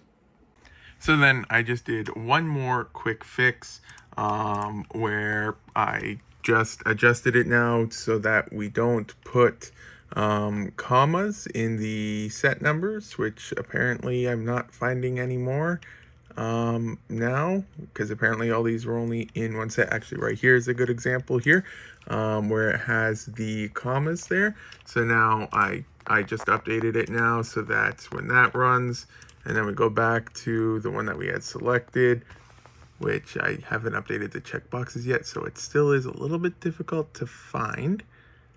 And right here, and yeah, so now the commas are gone, just because character limits are very precious on titles. So yeah, I just fixed that. And yeah, so then I just thought that I would quickly show the workflow now. So we'll just use this one here as an example. Just deselect them all. So from the start, if it was a new one, we would go here, generate the name to do that. And then after that, I would see here that this here is the title. We don't want to include Pearl Gold in the title. So we just do the theme, the name, and then it's the 20th anniversary one. So we have that. We will set the price there, and then just set the theme, go here, and then I have the images over here. Now I can just paste them in here. It converts the images for that, and then it's uploading them now, and then we have that. And then now I just need to crop the first image, then crop the second image, then crop the third image, and then it is completely finished. The entire listing is now ready forever. So yeah, I'll add that to the pile here. But yeah, so compared to even yesterday, so yeah, like initially directly through eBay, it took a long time and it drove me crazy. Now it's just a little bit then like yesterday it took a little bit faster, but we still had to work on some of the titles and stuff. And now it is if I was not recording and I was just trying to go, it'd probably take about 30 seconds excluding upload file time, so make it like 45 seconds or so per listing. So, and yeah, it doesn't drive me crazy anymore because I no longer have to wait for eBay page loading times, which take forever or anything like that. And yeah, so that's pretty exciting. I'm going to just finish up with these ones today, and then get the file uploaded, or like the list uploaded of the ones that we're adding now and stuff like that. But yeah, overall good progress. It's really fun to watch it, that as the listings are pushed to eBay, that the feed on the side slowly disappears as they are moved between the two. But yeah, I'd say, yeah, it's 12 items listed today, which isn't many for one day, but considering that we spent like 3 or 4 hours shipping orders out and then like 3 or 4 hours updating the code, isn't too bad. And yeah, then with one full day of work, we could probably get over 100 permanently synced or something like that now. So yeah, and then also just a fun fact about the upload page thing here. You may notice that there is quantities here on the side, like 1 and 2 and stuff like that. That's actually validated again when I create the listing. So it says like 1 here because that's what it was when I imported it. But I always double check that it is correct before I actually list it. I'm trying to remember how I do that again. I think I import a file from the inventory file, or I access a more recent inventory file. I might actually just do one API call to check the listing or something, just to double check that there, and stuff like that. But yeah, it is verified again before there. And then every hour in the main file, we do update things as well, just in case, like when new quantity is added and stuff like that. I think that the next major thing that I'll be adding is, we can already see on the side here, we've got an in stock and an out of stock thing. Currently, none of them are out of stock yet, because we just finally started getting things listed, and so it takes a while to get some of the stuff sold. But then I'm thinking of a system that basically I can work with that will tell me when something is out of stock, so that I can then actively work to get the listing back in stock, rather than just letting it stay out of stock until I eventually relist it. So that's something I might take a look at in the future, but I think that my main goal now will be mostly to just get as much stuff synced as I can, and then from there to start working on the next stuff. So I was just thinking, and I realized that I accidentally set up my pricing rules wrong, so I'm going to have to fix that today. In short, basically, the strategy that I had on the page that I showed in the one clip, where it's like, for example, if it's $5 on Bricklink, then I put it for like $7 or $8 on eBay, because that aligns more with the market and higher fees and everything like that. That's based off of the 6-month average price. I was accidentally applying that to my for sale price on Bricklink. So that will price most things out a little bit above, so it won't sell nearly as much. So I have to fix that today. So basically, instead of applying that formula, I'll basically grab my Bricklink price, add in how much eBay fees would be, and then add in a few percent for the times that there's like a small best offer or something like that, and then go from there, and that should be a lot better. So yeah, I have to fix that today, so I'll work on some of that stuff. But I think this might be the end of a normal vlog for once in a while. Today I'll be working on that stuff, but yeah, thanks for watching if you got this far. Today is Saturday. Hopefully the next vlog will be out on Monday. This vlog will be up Monday, and hopefully the next vlog the Monday after that, but I have no idea. We're still getting back into a somewhat normal rhythm. Finally, I still have to work on a whole bunch of stuff though, because I still have to integrate eBay into the workflow for my local app and stuff like that. So yeah, lots of stuff to do, but I will hopefully be able to get some work done. But yeah, thanks for watching if you got this far. Sorry for the long break between videos. Hopefully we'll get a little bit more consistent again. So then I fixed the thing here. I think I haven't refreshed it. Yeah, then I haven't refreshed. I do need a resort though, here. But then yeah, so now we can see the old price would have been $7.45, the new price $4.95, old price $13.95, new price $12.45, and stuff like that. Some of them do go up a little bit, like this one here was $37.95, and now it's $41.45, because now instead of applying a really confusing math formula, I just have it multiply it by, I think it's 125% or something, because that accounts for eBay's higher fees and also accounting for best offers, and stuff like that taken into account. It averaged out across the listings. But yeah, so now it's correctly calculating it based off of what I'm asking for on Bricklink, rather than adding it twice or however I was doing it before. So yeah, then that's fixed now. And then I did do one other quick fix. On this page here, you can see how like these things, when it's 2 columns high, it lines up, but when it's 1 column high, it doesn't.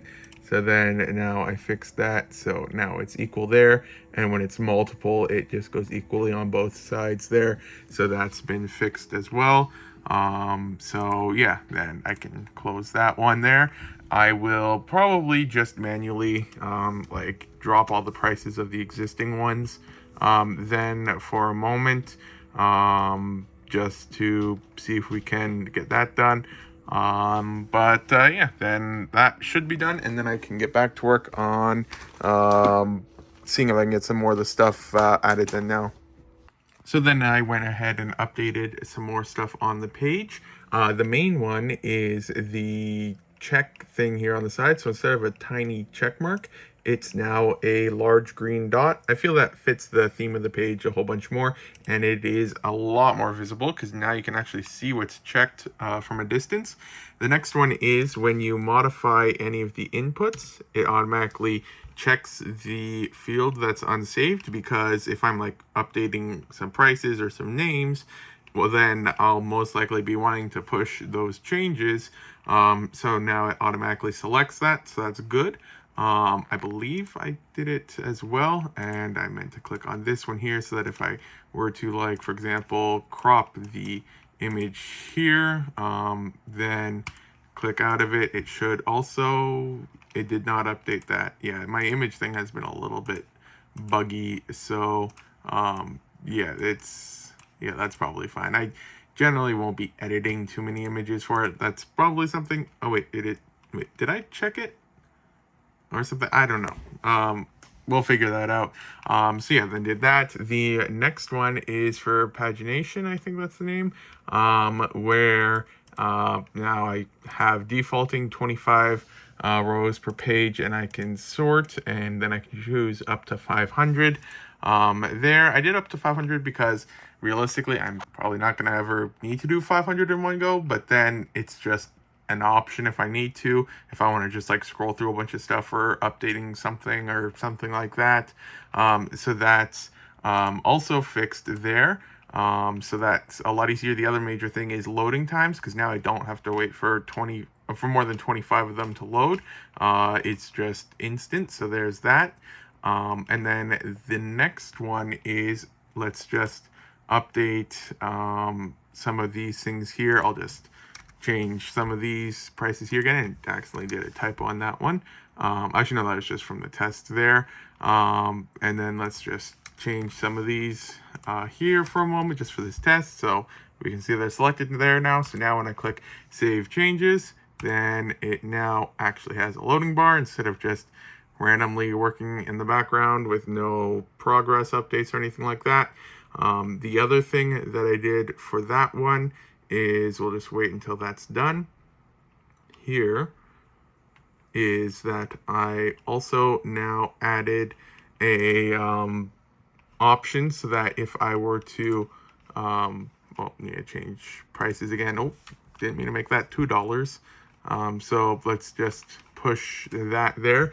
Then now it limits it to 25 per run, just in case I accidentally somehow make changes to every row and I accidentally upload it or something. It's a good safety check there. And I just realized maybe something's buggy that keeps changing these here to be single digits. I'm not sure. Seems to just be those ones there. I'll do that. Just fix those ones there. So then, yeah, added that as well.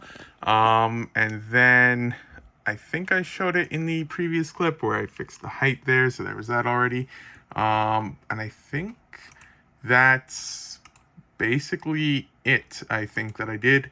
Oh yeah, I also added a button that brings directly to the file intake, so I can just quickly click on it to then find the new inventory that we would want to add. Takes just a moment there. So that's now an option built into it to just go to that from this page here.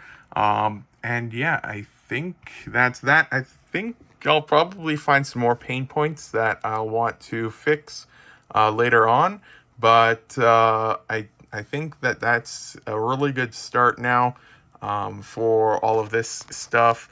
And we will see what happens. And yeah, I'll keep going on trying to get some more of the stuff synced and see what we can see if we find any other pain points. But yes, I'm curious now how long this page is. Let's see here. added only about like 500 more lines to it. I think I erased a whole bunch of lines when I was working on the fixing the pricing thing because I had it mapped for the first few, for like the first 10 or 20 price increments, and so that took a few lines, and so that is gone now, so that shortened it a little bit. But yeah, I'd say that that's there now, and yeah, I'll get back to work. So yeah, then now, because yeah, I was able to. I think I mentioned in a previous clip how I was able to move some of my other stuff to a new computer setup. Elsewhere, I was able to close one window on my computer that had like all of the windows open for like photo editing and all the inventories and stuff like that. And as soon as I closed that, my computer performance went from the CPU and RAM being maxed out at 100% to being down to the 50 to 60% level. And instantly the computer has been was responsive, and it's been responsive ever since, like normally. So yeah, that is another really big improvement, and that is something that should hopefully help making the vlogs be able to be edited a little bit better. I don't think I'll do it today because it's already this is not going well. Since it's already 9:49 p.m. So I'll probably do it next week because yeah, things are still a little bit busy from everything. So I'll photograph the minifigures that I can, and then after that, that'll probably just take the rest of the day. I'm not sure, but if I have time after that, then I might try to integrate eBay into the shipment workflow, but probably not because I've currently only got one order.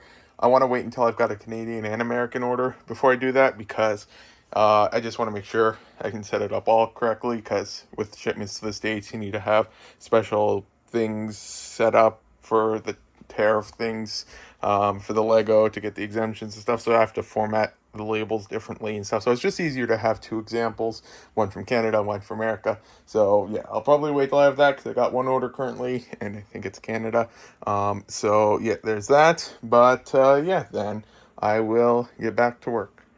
So yeah, I just quickly went through the list and lined up the ones that we need to photograph. And yeah, so basically, in short, not everything is photographed. Like these ones here are new conditions, so I'll work on some of that stuff later. I'll most likely just build one and then list it as used and stuff like that. But then yeah, for all of the other ones that aren't on the list, like that one's already been done.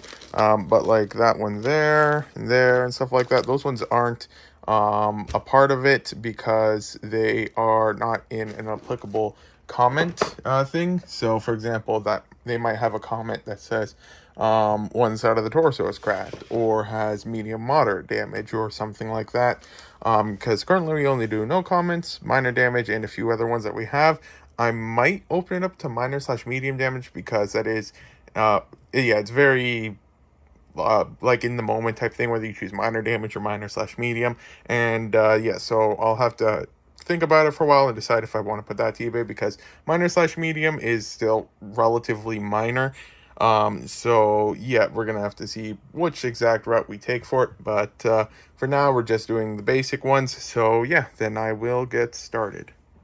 So yeah, I didn't have any time to record it on Saturday, but then yeah, the custom app had a little bit of a difficulty because this past weekend was time change for daylight savings time, and I was planning to fix it, but during setup I forgot to set the server time zone on one of the things to be in the same time zone as the other one. So then it would run, like the code would run on two different time zones.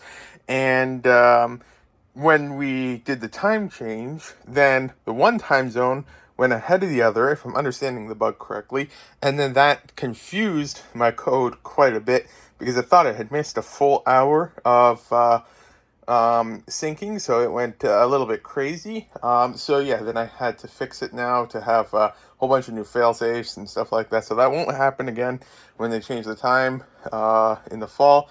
I really wish that they would just get rid of the time zone, not time zone, time daylight saving stuff. I know they got rid of it in British Columbia today or yesterday or something like that, and so that is really good news. I know Ontario is hoping to pass it, but they're waiting for Quebec and New York to do it before they do it.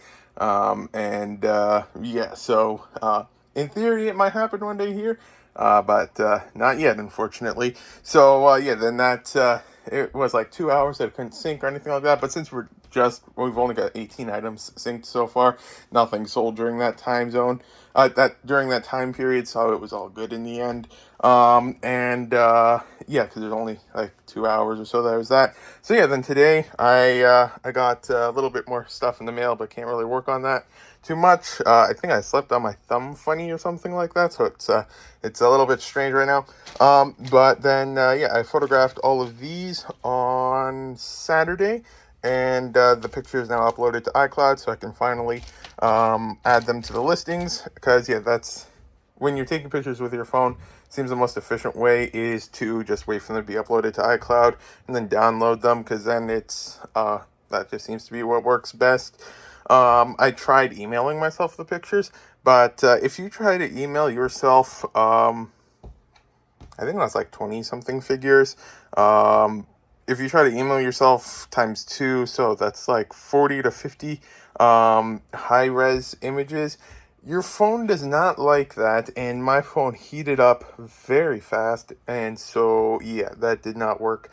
So yeah, in general, it takes a while to get that done. And then I did rephotograph this one here to not have the accessory, because I haven't included any images with accessories for the other ones yet. I'm still trying to figure out how I'm going to tackle that. I've got some thoughts for it, so we'll see how that all works out. But yeah, then I'll get back to work. So then just finished with the latest update. So yeah, the eBay listing C has the category thing here, and here it's the same for pending as it is on the synced C. And yeah, it's got a whole bunch of different categories here, but as everyone knows, Lego tends to release more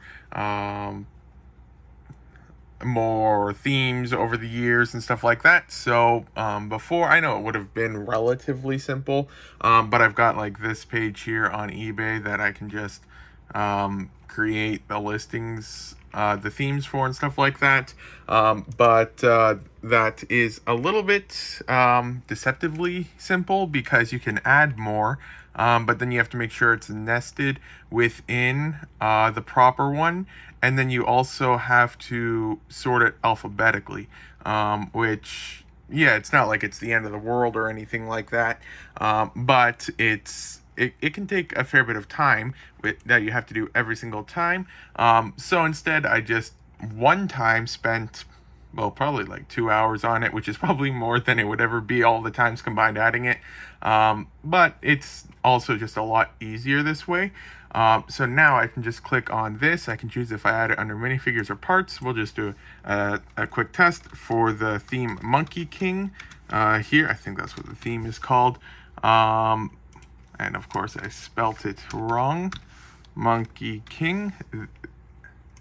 Yeah, Monkey King there. And then I can just click add category.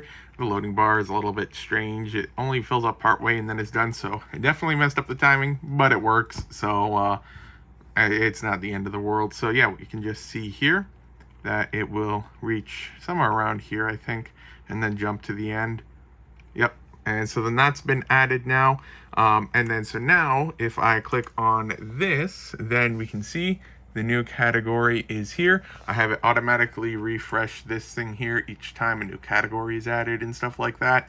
Yeah, so that is now done. And yeah, that's another thing added. And I will get back to work now.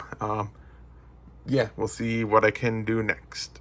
Shipping out 86312 today for a set, some CDs, and some Bricklink and Brick Owl orders. So I was able to get a few more bugs solved real quick, because I had just gotten the ones here listed. I think I recorded them being listed, but I'm not entirely certain. But then none of the quantities were being correct. So I had to go down a rabbit hole to figure out the issue and solve it. So it ended up being that after, I think I was talking about it before, but like daylight savings times messed up the entire thing. And so when it did that, I had to create a new file for scheduling the stuff to keep separate from the regular server stuff. And I had it set up a little bit incorrectly. So when I stopped the server, like whenever I updated the server file, I stopped it and restarted it. And then that would work normally before, but then I have a lock file on the one thing. And when I switched from one file to two files and added that lock file, then when I closed down the server, it never deleted the lock file that said it was running. So it would always think that the thing was already running, so it wouldn't boot up and nothing was syncing. And yeah, that's why it's good to start with only a few things each time, because yeah, I only had a little bit of stuff for sale, so there's no major issues or anything like that. And then yeah, I was able to fix it so it actually does it properly, and now it's all online. And yeah, we can see some of the quantities are fixed now and stuff like that. So yeah, that is working now, so that is really good, and I can get to work on the next thing. My thumb is doing better than yesterday, but still not quite good enough for too much, so I might start working on the next feature, though I'm not entirely certain yet. We'll see. But yeah, then I'll get back to work. So today I'm going to start with this stuff here. This here is minifigures that honestly probably like a year ago or so I had, maybe even longer, set aside for eBay. I wrote numbers on some of the bags already, other ones I didn't. But then these ones here are ones that condition-wise are all fine. And they're going to go to eBay, but with how we do it now I can just upload them to Bricklink and then just put them to eBay. So yeah, I'm going to figure out what to do with some of that. I probably won't get to too much of these ones today, but I will start with some of these, which is minifigures from sets I parted out that I took the minifigures onto the side to eventually list on eBay, but never got around to it. But since I still have the listings made on Bricklink for some of them, then I can just use these already made ones to get the images to get it all started for that. So yeah, then I can start with that, and then eventually get around to listing these on Bricklink, which will just add to the quantity, but then we can get some of that started. And yeah, just try to work through a couple more of the 195 minifigures that I have in brand new condition, and when we count for used as well, then 330 plus this, plus yeah, just a whole bunch more somewhere else, because yeah, I've got a lot of figures I really need to work on. But yeah, our first goal will just to be to get all of the existing ones synced or blacklisted if we don't want them synced, because I think there's like one or two, like the reddish brown hair version of Qui-Gon Jinn I probably won't put to eBay, but so I'd blacklist something like that, but then all of the other stuff I should be able to. So yeah, we get to work on some of that stuff. So I just fixed another quick bug. I accidentally had the Brick Owl lot ID set to something slightly incorrect, and so then when I sold the one minifigure on eBay, then it tried to update Brick Owl, but it didn't work, and so it was set to retry, and then it updated Bricklink, and then tried to update Brick Owl, failed Brick Owl, and so it retried, and so I had the whole thing set up slightly incorrect, and so that it just kept applying the update to Bricklink. So the one minifigure, it updated on Bricklink like I want to say around 70 times or 80 times, but yeah, it's good now. It's fixed and the quantities have been fixed, and it's good that errors like that are happening now at the start, because then I can fix them. But then next up, I have to work on all of these, and yeah, so that's all of the images for all the stuff that was photographed yesterday. So we currently have 105 items in the pending queue, and that is for all of them there, plus a few more in the pending queue that I haven't added. So all in all, that's probably like 120 or so. So I'm going to start working on that and see what I can do on that. I did also, I can't remember if I showed it already, but I did update it. So if I haven't updated the name yet, it shows that. I haven't edited this one or anything like that. That's why it's still exactly from Bricklink. There's just for testing to make sure that the stuff disappears, because now if I change it, it disappears and stuff like that. So that's been fixed. And so yeah, now basically I need to edit the name, the price, the category, and then it's orange if I haven't done it yet, and then it's goes to white once it has been edited, and then yeah, the images are blank until I add one. So that is promising there. The I can't remember the exact time frame in general from when listings are made to when they generally start to sell some. So yeah, it'll definitely be a while before the sales start to come in from all of these listings. But yeah, we will see how it all goes, and yeah, just keep listing as much as we can. And yeah, I will get to work and probably start with these ones because I had to build these up from my inventory and that were in new condition. They just had a bit of quantity and wanted to get that done. So yeah, I'll figure out exactly how we'll approach it all and get to work. So I was working on adding the listings, and I just thought of another possible improvement. So as we can see here, obviously as soon as I start recording, it's one of the exceptions because his helmet is up there.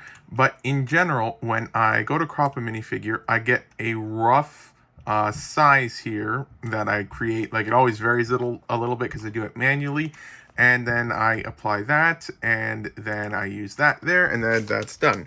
But I was thinking that if, let's just use this one as an example here, if I were to grab this and upload it here, then right now it converts the images to WebP and then uploads them to this as these here, and then I can click on it and then crop. But what I was thinking is, and yeah, like after I crop, I can click Save Changes here, and then I can always click on Restore to change back to the original, and then I can crop again if I need. So what I was thinking is, what I might do is have it set up so automatically every time I upload the images, it applies the same crop to them. And then if I ever have an exception, like this one here, where if, say, it applied this regular crop here by default on the listing, I could just restore it and change it. So we'll see if we can do that. It's now 10 p.m. and I forgot to remember how difficult it is to get computers to kind of see things like humans do. But we ended up with a pretty decent system here.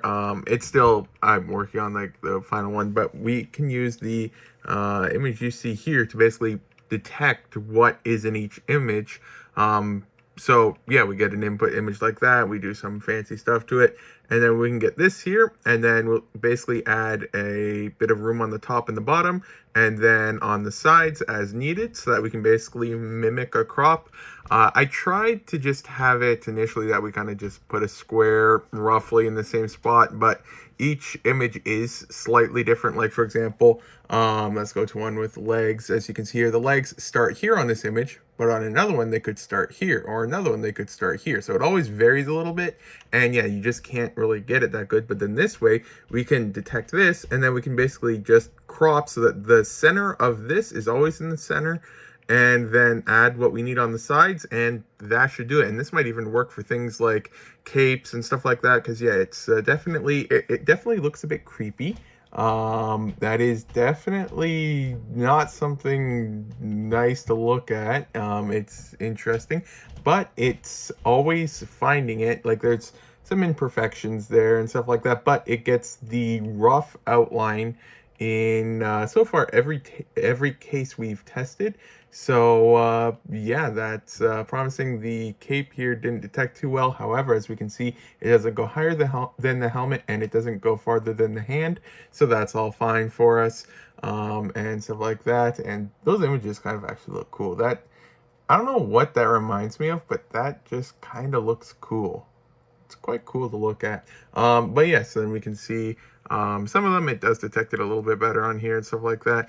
And so it's detecting the full thing. But yeah, we're switching to this because this is only detecting it in a few cases. And then the other ones are much more consistent. So yeah, then I will get back to work, see if we can get this finalized, because yeah, it's been a good few hours of this. But I also fixed several other bugs. I had a bug in the sinker where if the quantity on Bricklink was set to 0, it would reject the request. So I had to add in a thing there that if the quantity was set to 0, it would add it to the stock room. Also had to fix a query with Rick but I think I mentioned that in a previous clip where I had the thing wrong a little bit, and so that's fixed. But yeah, now I'll see if I can finalize this, and honestly, I don't think I'll get this stuff all listed tonight, but we're gonna try to get as much done as we can, and if we can get the cropping thing figured out, that will be a massive step forward, and this will save a lot of time again. So yeah, then just updated it a little bit now, and yeah, so let's scroll through the test of 20 and see if it boxes each one correctly. That one's a little bit close to the top, but we'll add a little bit of padding later on. That one looks good, that one looks good, that one looks good, that one looks good. So it definitely seems like it's getting them, and so yeah, this method works a lot better than the other one as well for varying shaped minifigures, because if I just like center cropped it based off of patterns and stuff like that, it would be a little bit more difficult for minifigures with short legs or non-standard minifigures like him. It's got some Animal Crossing there, but yeah, it seems to really work well. So that's yeah, all of them. So yeah, now I just need to implement this into the workflow so that whenever I add the images here, it runs that and then applies some stuff to the sides and stuff like that, and then yeah, we'll see what happens. It'll probably take a while to implement that though, so I will get to work. But yeah, this here is the other thing that I was trying to explain earlier that it will fix is, as you can see now, when I manually crop it, all the images are like slightly different. So if you look through the images, it continuously changes a bit. So yeah, that should be fixed with this as well now.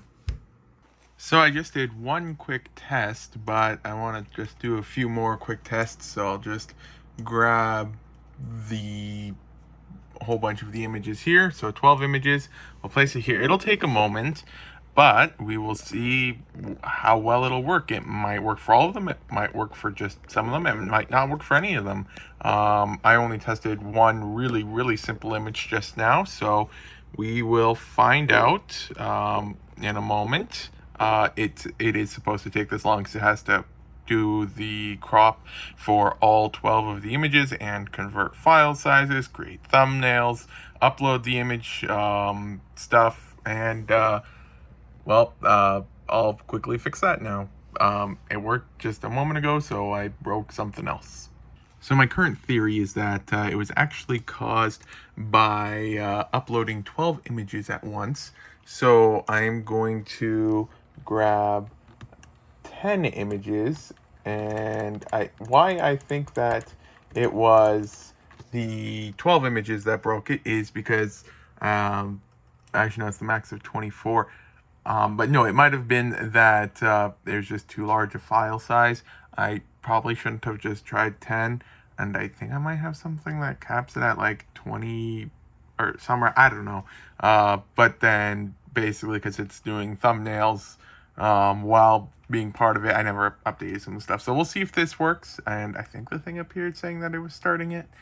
Nope, that still didn't work. Let's try like before where I just had a few images. Will this work? Uploading and auto cropping, and we'll see if this might do it, because I think it is just the file size that's the issue.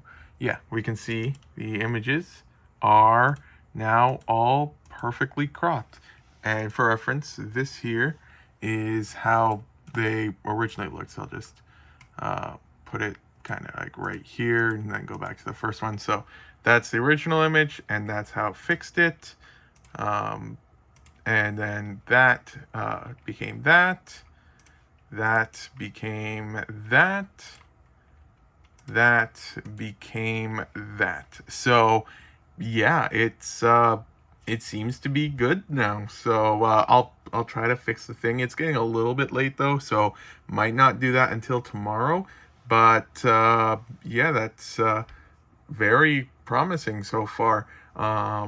So yeah, then I'll just get like a little bit of stuff uploaded tonight, because I did already create some of the stuff. I should probably delete these images so I don't accidentally upload that. But then just for fun while I'm recording, We should just do one here real quick, sort by A to Z. So then we just want to grab the next one up, which just gonna set this here so I can just manually select all of the files for that for in a moment.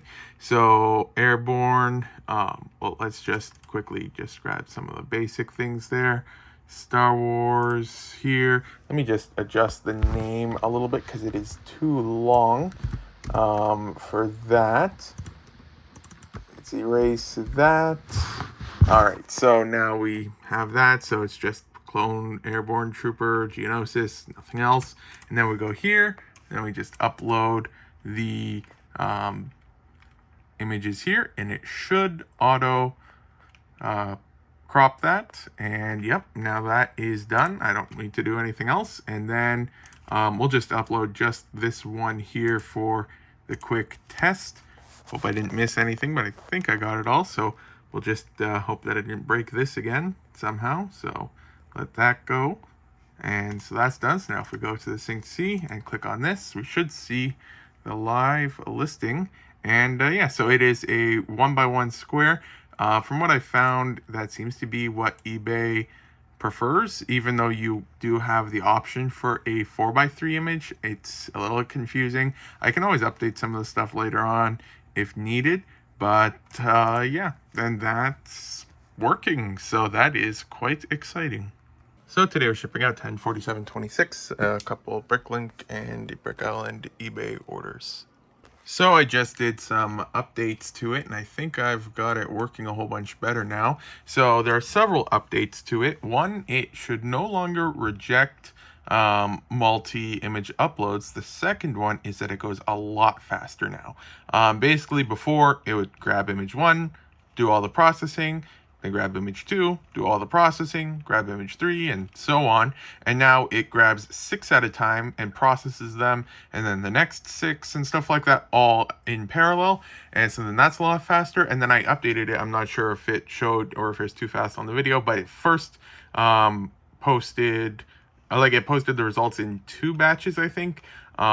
So it now uploads them like that rather than trying to do it all at once, because that's some limits on server stuff. And I know there's a setting somewhere, but since I kind of made the server however it is now, it's I could probably just Google it and just increase the file limit size to figure out how to do that, but I haven't done that yet, so I just did this workaround.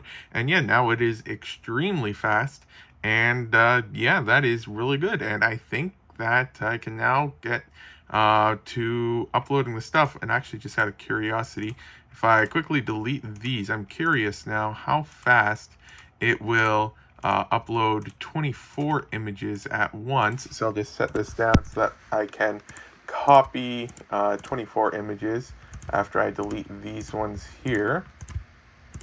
So I'll just do that, and then I'll grab 24 images.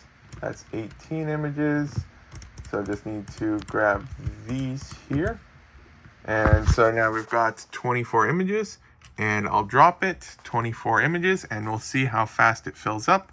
So we can see it disappeared there, and then now it should hopefully have all 24 because it first processes them. And then yeah, so now 24 images all processed in a few seconds basically. So yeah, that is much better now. So then yeah, now I'll just do a quick test and see just how fast we can do it. So I already generated the name, so we just then choose Star Wars. Then we just go here, we can just drag our images, and I think I might have missed one image, and so I'll just paste that image as well, and then it should do that. Just swap that and done. So that's how fast it takes now. So that is really good. So just, I mean, while we're recording, just list the one just for the sake of it, and just to make sure I didn't break anything, because I do tend to break some code somewhere when something's done. So now we can go to eBay, and yeah, the listing is live. So yeah, that is quite exciting.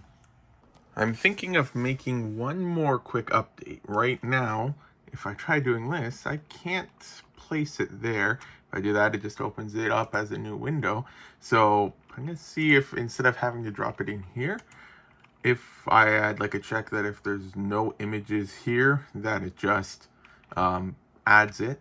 Though, yeah, I'm not entirely certain because it is probably still a little bit good to have it here because then I can just verify some of the stuff. So I might leave it, but then I might do something like that in the future. So yeah, I just had my very first case where it didn't get the images correct, so I'll just do it once more just in case. Here's a one-off thing, but I very strongly doubt that it'll most likely be the same issue. But then, yeah, as we can see here, it's no big problem. I think it's because the Pearl Dark Gray legs were a bit like that. So then now I just need to click Restore, and then I can just crop it manually, and then have it like that. I can possibly update it to automatically set to a 1-to-1 crop. So I might do that in the future, but for now, that's just all that I need to do to fix it. So yeah, it's going pretty fast. I already got this done in just like 2 minutes or something, so I'll continue. The only thing now that's a little bit of a bottleneck is the upload part. It doesn't take too long though, but yeah, when that happens, I can just work on something else and then get back to it as soon as that's done. The final two from the upload are now syncing,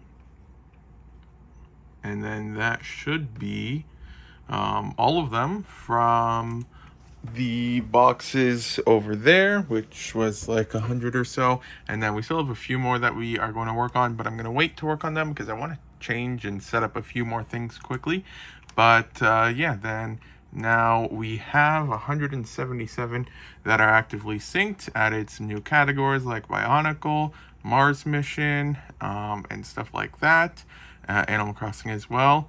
But yeah, then that is quite exciting. We are slowly building it up, and yeah, I will get back to work. I think what I'll work on now is the inventory wanted list thing a little bit, which is gonna start with the step 1 of when I finalize and sync an item, it will then also get the inventory stuff ready. So yeah, I'll see if I can work on that, and that's why I'm saving some of these ones at the bottom here, which I can't sync all of them, but some of them I have.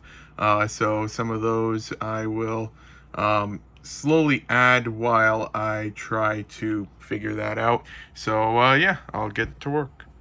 So yeah, today I'm going to start a little bit more on the part where we get the inventories figured out a little bit. Probably won't be working on the full system right now or anything like that. But yeah, the key reason for that, that we need to get it figured out is because it will essentially, to an extent, replace these here. Because yeah, this here is kind of what we used. We used these plus a wanted list on Bricklink to figure out what we needed to complete figures, and I just haven't touched this since we finished with it using this method. I don't even remember how long ago it was at this point. So then, yeah, with the new system, then we'll just keep track of it all on the system, and then, yeah, just update it as needed for that. So, yeah, I'll see if I work on that, see if I can tackle a little bit of that today. I'm not sure. But, yeah, that's will be my goal. Next up, I added the pricing here, but I just realized I'm calculating the prices wrong. I might have to do one more quick check so that I can update these, because this year we're using the price final column on the Sync Central table, so that's not going to show it correct unless it's the eBay price right now. So it's showing the eBay price for everything when it should be showing Bricklink and Brickowl and eBay. So I think what I'll do is I'll track it back to the order data and then grab it from there. So I'll see if I can do that real quick. I've now fixed that to just have the correct prices now. So yeah, Brickowl, the tax is included, and I don't think I can remove it without also doing some check for addresses, but I really don't want to parse addresses to just update the prices, so I'm just ignoring that. like, I mean, it'll always be within 5 to 13% depending on where it went, or it could be entirely accurate if it's a place without sales tax. But yeah, so that's fine there. I'm not too worried about it. But then, yeah, now we can see the correct updated pricing there. So that is better now. Your time.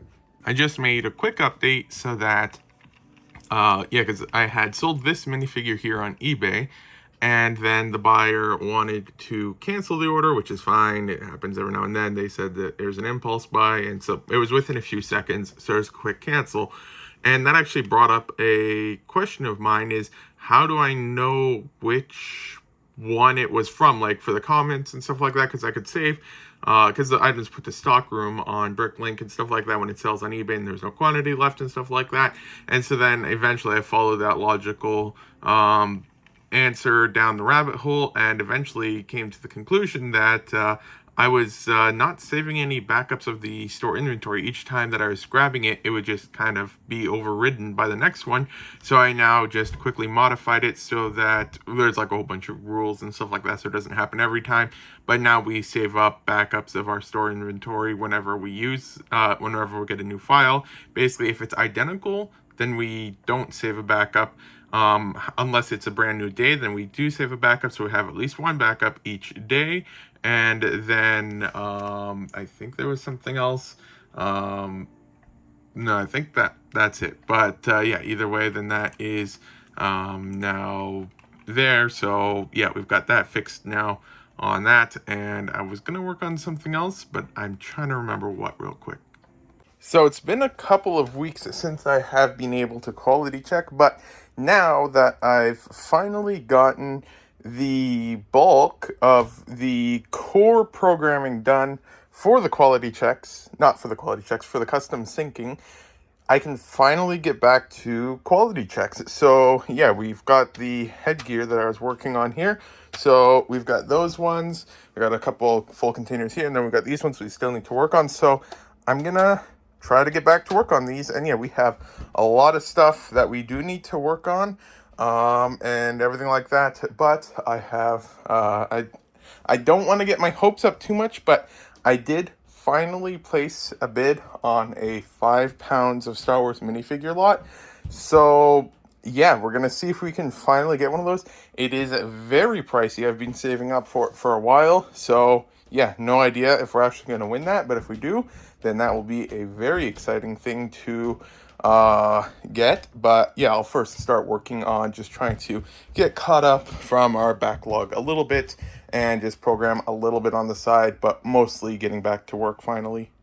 So I was going to get back to the quality checks, but then I had a few other bugs I needed to fix again. So those should be good now. And of course, just like normal, every time I think I finally fixed all the bugs, another one will come up that I never even thought about. This time it was because each time I killed the server to restart it, it wasn't actually stopping it. And so when I restarted it, it was the same one. And so it just kept running the old code. And yeah, so that wasn't good. So we've fixed that now. And then, yeah, that took a while to figure out because I was trying to figure out why some of the stuff, specifically the reconciliation file, was being generated every 5 minutes. It should only generate once per hour. And so then, yeah, that's should be fixed now. So I think what I'll do for a little bit first is I'll just see if I can photograph a few more of the odd items to get to added to the syncing, and then go from there. So I somehow accidentally double sold the one minifigure, but this is the minifigure that, in addition to the golden Oniloid, that I was using extensively for testing, and I know I had some issues at some point, so I think I accidentally left a second listing up, or I accidentally messed something up, because I think this is the one that was also having issues with the syncing that I have since fixed. So yeah, just had to quickly buy another set to get another copy of him. Yeah, hopefully that shouldn't happen again, but at least it was with one that I could easily replace. So today we're shipping out 13/23/22 for the orders here. I may have done something. And yeah, with that, then I think that's a good place to call it for the end of the vlog. I think I'm going to just try and put all of the current footage into just like one giant vlog, just to get caught up, because there was weeks where I had barely anything recorded, some weeks where I recorded a whole bunch and stuff like that. So I think to just try and get back into the rhythm of things, I'll put it all in one, and then yeah, it'll probably be a couple more weeks until I get another vlog out and to get it consistent again.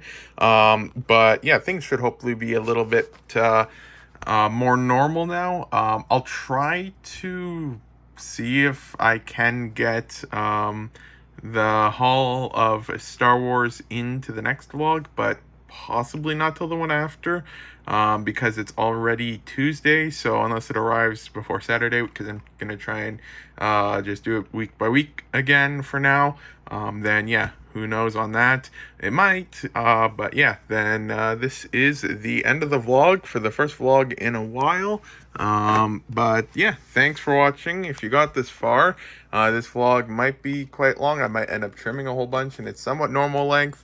But yeah, sorry for the huge delay between vlogs. Hopefully things have calmed down enough again, and yeah, can make it a little bit more consistent. But yeah, quite exciting what's all going on.